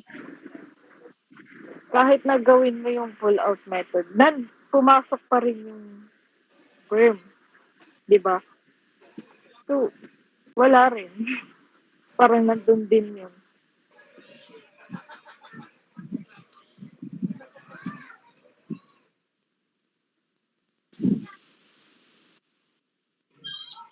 Siguro talaga siya, depende pa rin, kumbaga sabihin nating 50-50 ganon. Kasi need din talaga ng itong contraceptive, kailangan din pag-aralan din to. Hindi lang bukod sa babae, depende sa kailangan din ng knowledge sa mga lalaki. Kasi may mga senaryo na kunyari yung partner mo na may sinasadya, may mga times na sinasadya, ganon. Actually, Actually, class, tama naman yung sinasabi nyo na hindi naman 100% na pag sinabing contraceptives safe safe sex na yan, or hindi ka na mabubuntis. Even calendar method, hindi ka rin sigurado dyan. Kasi tama naman na you must have enough knowledge para gawin yun, yung mga paggamit ng mga contraceptives na yan. Kasi kung hindi mo talaga alam paano gamitin, papalya ka talaga. Kumbaga, kaya tayo ini-educate din ng government, yung mga, iba bago magpakasal, merong family planning na tinatawag. It includes the contraceptives idea. So para malaman ng mag-asawa kung paano gamitin ng ayos. Pero sabi nga 'di ba, wala naman perfect. There's no perfect in this world. So kahit gaano pa yan kaganda, kahit gaano pa yan pinag-aralan, may pa rin, may lapses pa din mangyayari. Yun. At saka kasi kung binigay yan sa'yo ng Panginoon, yun na yun. Kahit Tsaka ma'am, may add na lang ako. Yes po. Sige. Siguro wag na lang tayo may pag-sex before marriage. Tama. Yun na lang. Mas safe yun kasi mas maganda yun, and then ano ba naman yan? Sige, mas maganda yun, then siguro yun talaga yung mas safe kasi yun naman nakalagay din sa lahat which is kahit ka-Christian, kahit anong religion mo, sex before marriage is bad. So yun na lang, mas maganda yun. Tama. Lahat ng bagay dapat pinagpaplanuhan yan. Hindi yung basta-basta ka lang. Kasi minsan, ang sandaling kaligayahan mo habang buhay mong pagsisisihan. So, it's better to think more than enough para yung decision mo ay tama. At syempre, lagi niyong isipin, lagi niyong itaas muna sa Diyos yung mga decision mo kasi hindi ka maliligaw. Pagka talaga, may evil na nagsasabi sa sige, gawin mo yan, maganda yan, curiosity purpose, masarap yan, ganyan.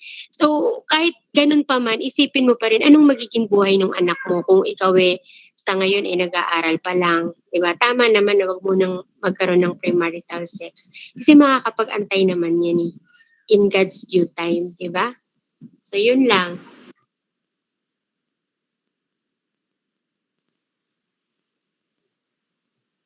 Oh, may question pa ba? Question pa? Wala na po. Wala na po. Gusto niyo pa ba? Pagod na. Continue ba? Continue. Continue po. Continue pa. Continue. Ganda-ganda ng topic Continue. Nagigil na kami. Sige pa. Continue. Ikaw po si Master, tamang focus yan. Kahit nagkatrabaho. Focus yan, Master. Nakikinig ako, Active ba?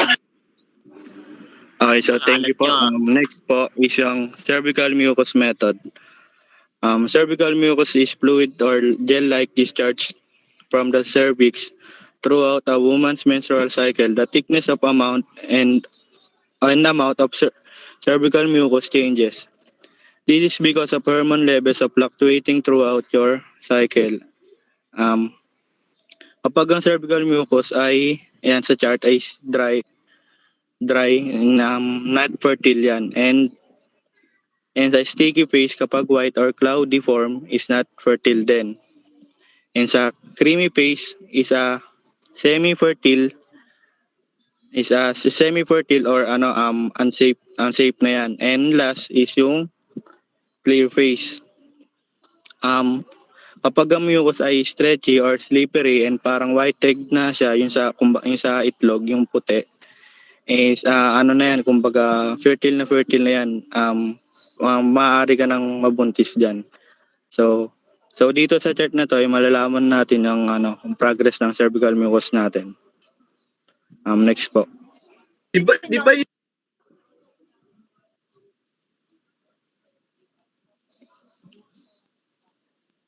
ay magtanong?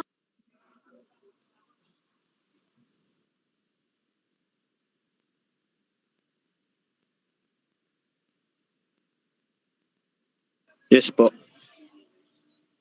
Di ba yung kanina, yung topic mo, di ba yung nilalabas ng babae? Yung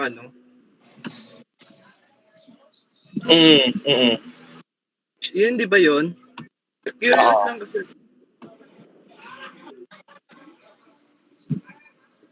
Isa lang.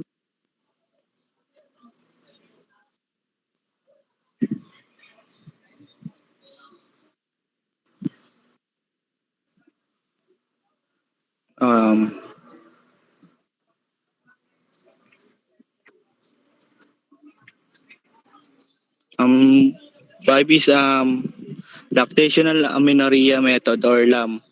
The lactation amenorrhea method is a natural and short-term birth control method on which a woman relies on exclusive breastfeeding after birth to prevent pregnancy. LAM is effective up to 6 months after childbirth.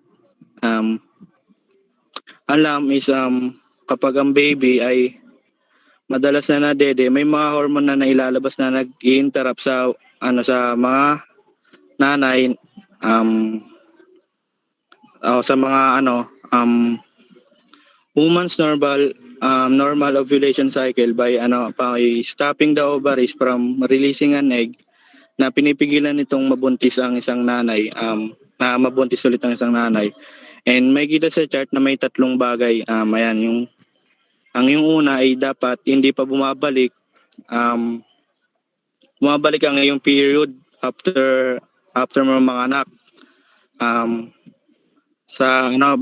Bago mo mga anak sa loob ng 6 months. And second,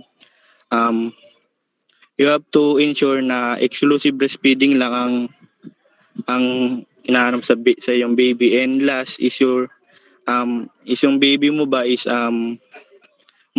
more than 6 years old. Kasi hanggang 6 months lang talaga ang talaga ito yung mga bagay kumbaga yung lam is more than 6 months lang ang nito ang tawag doon. Basta yon. Next po.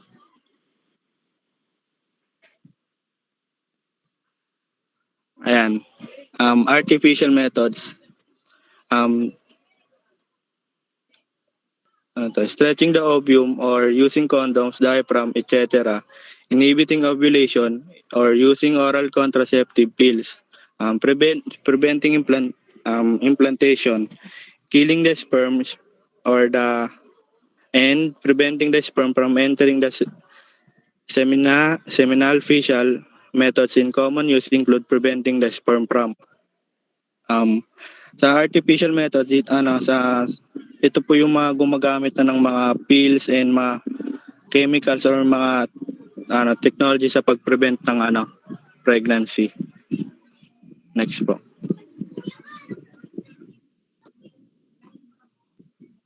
Yung one is oral contraceptives, also known as the pill. Oral contraceptives contain synthetic estrogen and progesterone. Pills that contain hormone that prevent ovulation. And it is need doctor prescription and must be taken each day at the same time. 99% effective if used correctly, and do not smoke if on a pill. Oral contraception is ito yung mga pills na tinitake para ma-prevent yung ang pagbubuntis. And yung sa mga pill na yun, 'di ba, may mga sa likod niyan may mga day ba yun para ayun yung mga step. And pag-take ng pill ay hindi rin basta-basta kasi mahalaga ito na may prescription ng isang doktor bago i-take ang pill. And ito ay effective to kapag tama if used correctly. And two is transdermal patch. Transdermal patch contains both estrogen and progesterone.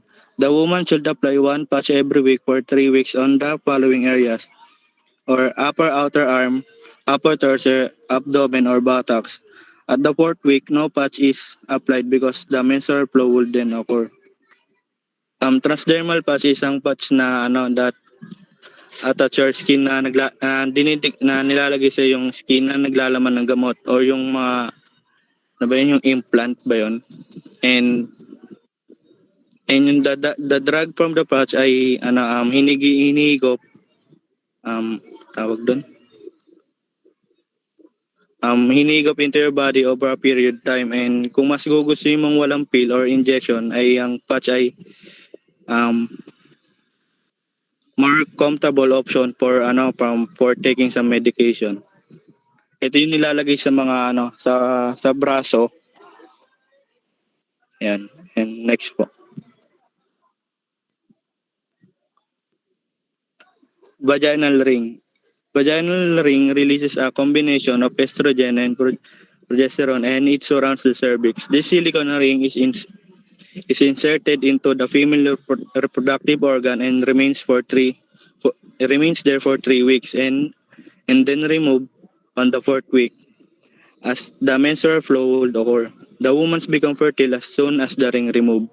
Vaginal ring ito ay simple lang ito yung nilalagay sa loob ng vagina and kapag may activity kang gagawin, ito yung yung penis kapag nag-penetrate into vagina, vaginal ring, ito yung nagsisilbing harang o yung barrier method. Um,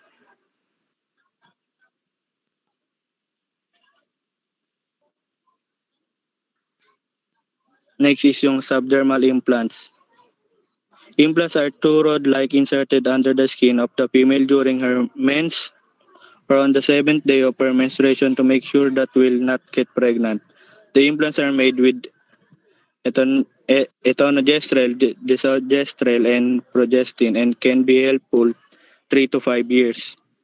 Implants, ito yung ayun, parang same lang din. Ito yung nilalagay sa braso na tumatagal ng into 3 to 5 years. And depende sa kung gaano kadaming capsule na nilalagay. And physically inserted mga 15 minutes siguro ganun.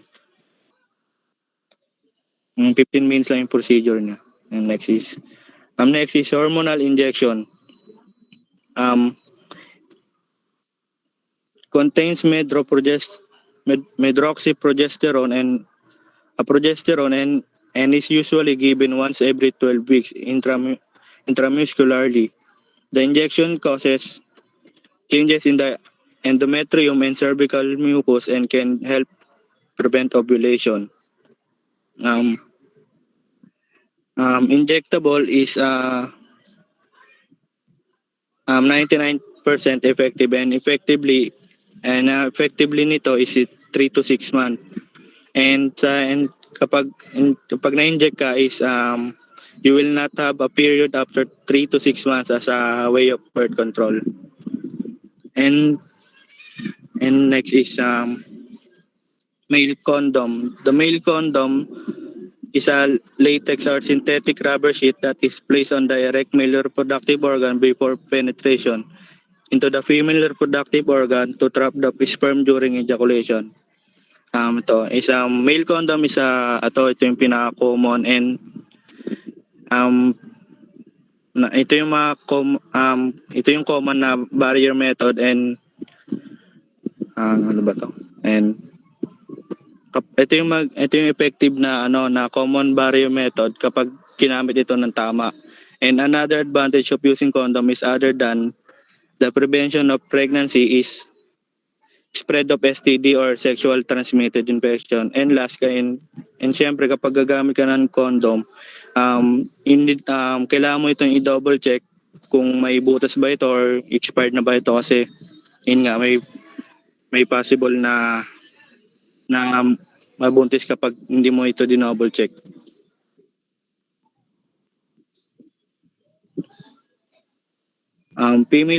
Kapag mayroong male condoms, meron ding sa babae female condoms.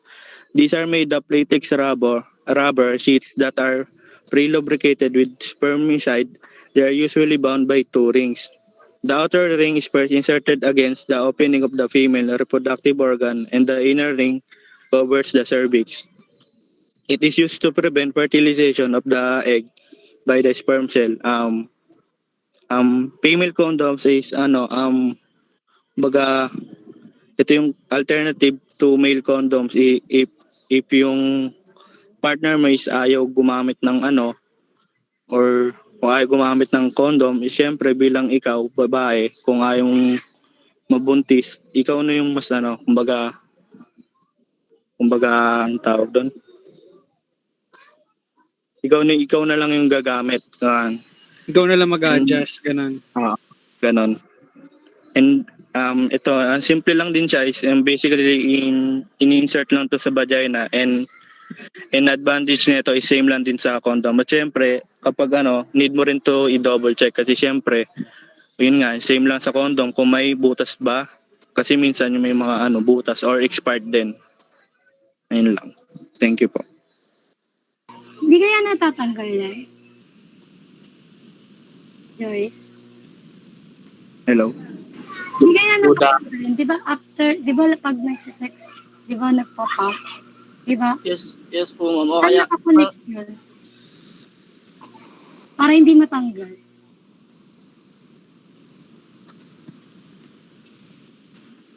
Dahan-dahan lang po. May tanong ako. may tanong. Ay, yung mga katanungan nyo, mga sir. May question din po ako. Hindi ba na isa-stock sa loob yun? Anong mangyayari kapag na-expire yun? Tapos ginamit mo, what will happen to your body? Ano bang may epekto? Body? May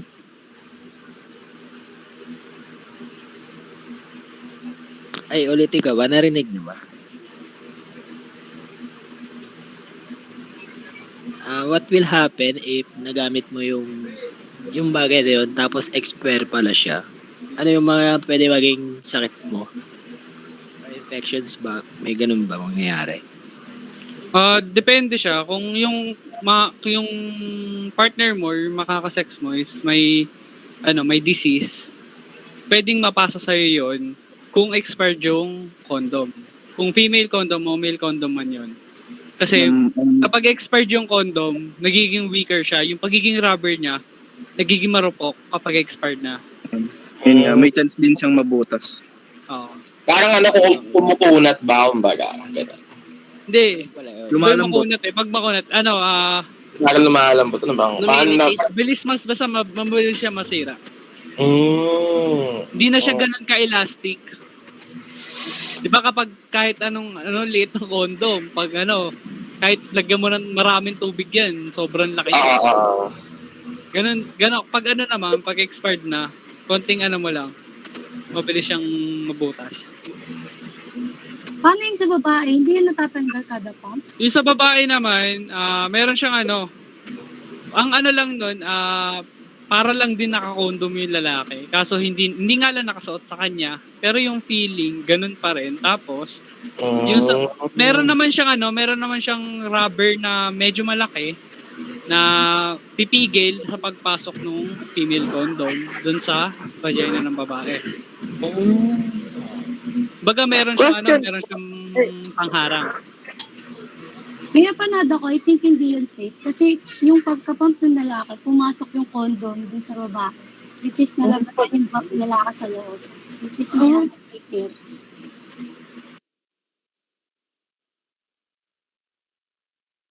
Question po, dun po sa, hello, panarinig po ba ako? Oo, naririnig kita. Po. Hello, dun po sa contraceptive, bakit po babae lang yung may contraceptive? Yung lalaki rin po yung may contraceptive sila ng vasectomy.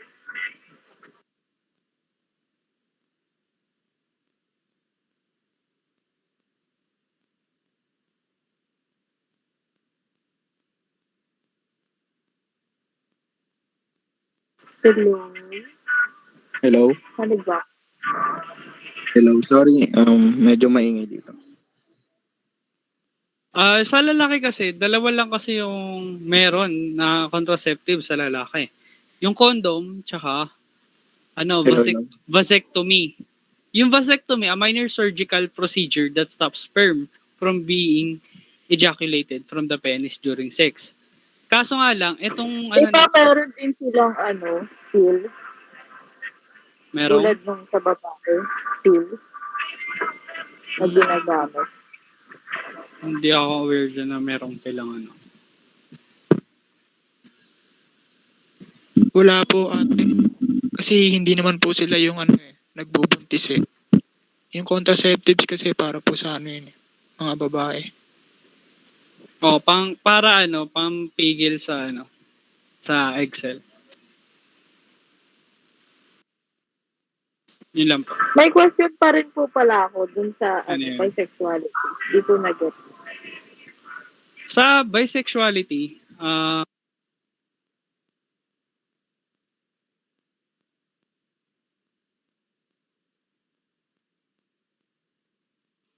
Yung bisexuality, kaya siya tinawag na bi, which means two sex, two sexes, 'di ba?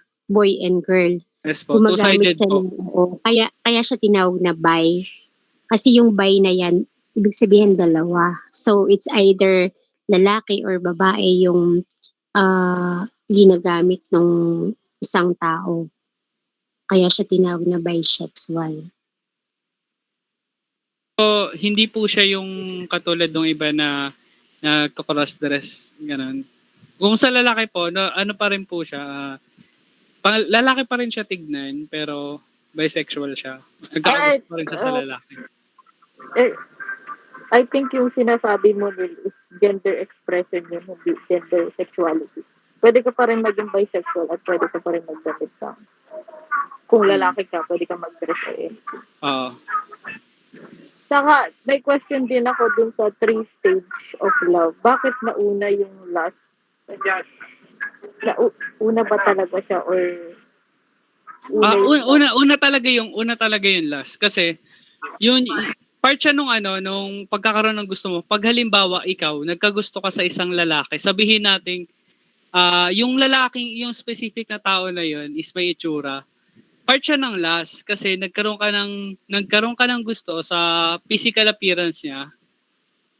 Kaya nauna yung last. Then sumunod na nun yung love. Ibig sabihin nagkaroon na kayo ng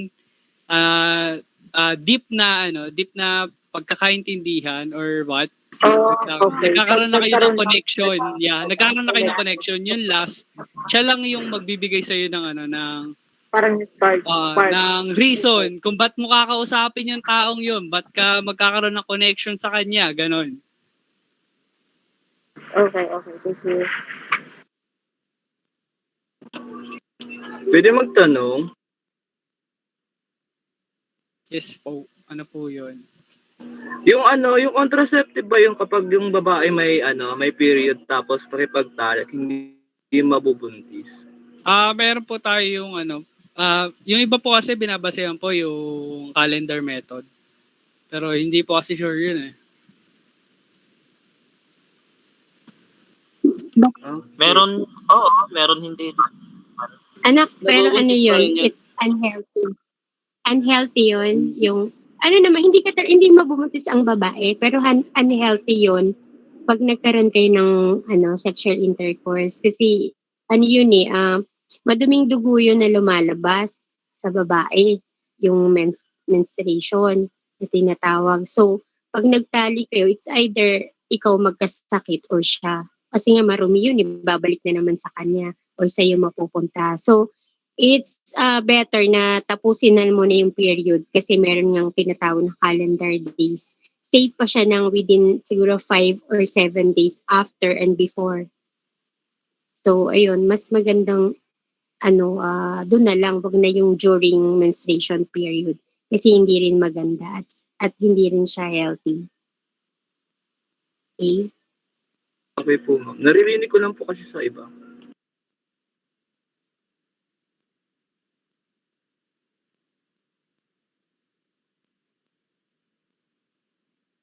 Any question pa po? Wala na po ba? Isa niyo yung PPT sa GC. Ano yung master? Sa GC ni Ma'am, Resilahan. Ano?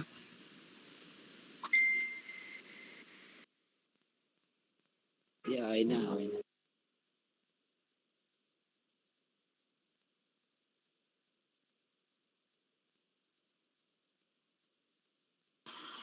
May anything question pa kayo sa report namin?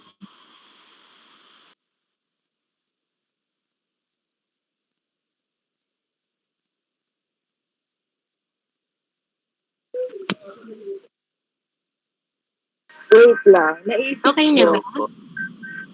Hello po. Kung bakit, sorry. Para sa babae yung birth control, yet sa isang taon, isang beses pa pwede mabuntis ang babae, yet yung mga men can impregnate 2 or more women.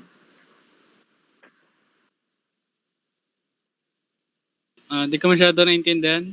Paulit. Paulit. So, sabi niyo po, contraceptive is for women. Pero, isang beses lang pwede manganak. To prevent birth. Yet, sa isang taon, isang beses lang pwede manganak ang babae. Yet, ang mga lalaki pwede maka-impregnate more than 2 girls in a year. So, parang ang unfair po nun, di ba? Na para sa babae yung contraceptive.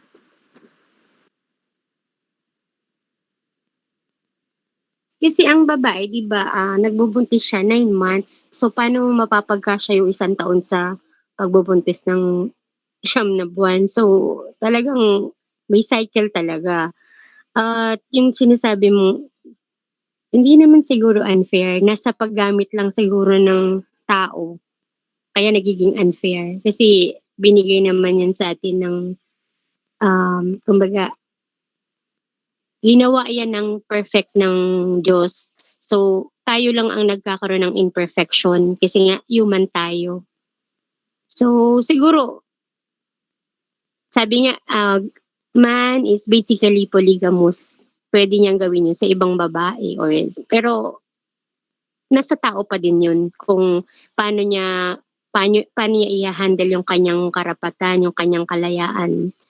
So, dapat maging responsible lang bawat isa para hindi maging unfair sa ibang tao. Yun lang.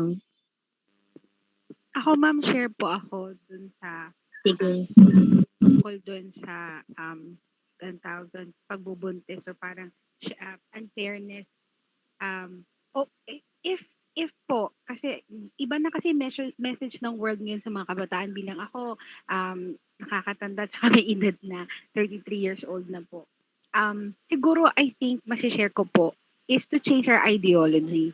Kasi ngayon, ang message ng world is parang, unfair yan. Dapat pantay tayo. Kung nagbubuntis ng babae, magbubuntis din ng lalaki.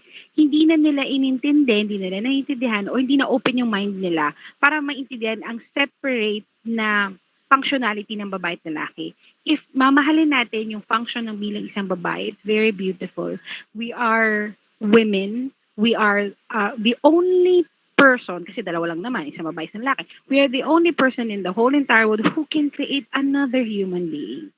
And if you look at it, if ngari isipin mo, unfair, unfair, unfair. If you look at it unfairly, and then definitely magiging unfair yun sa'yo. Pero if you look at it beautifully, na ikaw lang bilang isang babae, ang kaya maglalang ng panibagong tao, na kaya mong mahalin, isang baby, na kaya mong palakihin, you give the values na meron kang values at aarugain mo. Actually, sabi nga po nila, di ba, another statistic na nabasa ko po is iba talaga ang pag-aaruga ng mommy sa daddy. Hindi natin minamaliit ang daddy kasi iba talaga ang father. Pero ang mother naman, and on the other hand, yung pag-aaruga niya, yun yung flourishing ng buhay ng bahay. And kapag ka sinabi po dun sa nabasa ko na pagka ang nanay medyo walang say sa bahay, ang bahay hindi nutritious. Talagang ang flow ng family ay nasa ina. That's how beautiful it is. Kaya nga, sana, ang mga kabataan ngayon, imbis na isipin nila na unfair yon, isipin nila, change their ideology to say it's beautiful. Therefore, if it's beautiful, be responsible enough. It is your responsibility na makakuha ng tao o ng lalaki na perfect for you. Na rerespetuhin ka, na papakasalan ka, instead of you looking at it na very unfair. Isn't it beautiful na magkaroon ng pamilya at ikaw ang isa sa mga haligi ng pamilya na yon? At ikaw yung nagdala, ikaw yung masasabi mo na, I'm very proud sa anak ko because ako nagpalaki niyan and ako talaga bilang ina. Yung ideology natin, sana ma-change. Kasi mga kabataan talaga ngayon, like sa inyo, mga bata pa talaga kayo, iba yung nakukuha yung ideology, puro hate, puro parang unfairness, which is true, ang buhay is unfair, but andun din naman yung beauty of it. Sana lang, sometimes we open our eyes and hearts to see the beauty of everything. Lang po. Thank you, Nika. Tama naman. Kasi lahat ng bagay talaga pag tinignan mo negatively, unfair talaga yan. Pero yun nga, yung other side yung titingnan mo. Tama yung sinabi ni Nika. Tingnan mo yung positive side, tingnan mo yung magandang na idudulot nun, wag yung Hindi maganda. Parang isang bond paper. Di ba? Ang puti-puti ng bond paper na yan. Pero makita, pag nagkaroon siya ng isang dot, isang dumi, yun ang nakikita mo, yung dumi na yun. Hindi mo nakita the entire beauty or the entire white color of that bond paper. Yun lang yun. Okay? May question pa ba? Meron po, ma'am. Sige, go on. Ma'am, yung ano ma'am sa tungkol sa HIV, kapag magtatalik ba yung dalawang babae, magkakaroon ba nun? Hindi ko sure. Yes, kasi yung bumps kasi, yung infection, maano din yung sa gilid-gilid, di ba? Sa kuko, yun. So, dahil nga babae sa babae, yun ang ginagamit kamay, di ba? So, ano ba yun, yung kate-kate o yung rashes, meron dun sa, lalo na yung chlamydia, mas nakakahawa kasi yung chlamydia kaysa sa HIV. Yung HIV kasi hindi naman talaga siya kumakapit sa gilid ng kuko. Dun sa chlamydia, possible yun. Kasi yung chlamydia, umaano siya sa gilid-gilid. So, connected din yun sa kuko. So, kung nakalimutan ko sabihin, pag lesbian, nag-sex, yung kamay yung gamit, so pwede din makahawa yung chlamydia. Sa HIV, 50% ata, I think. Kasi hindi naman nagkakaroon ng infection sa kamay, sa katawan lang. So, mas active yun sa chlamydia. Ayun. May tanong pa po? Thanks po. Okay.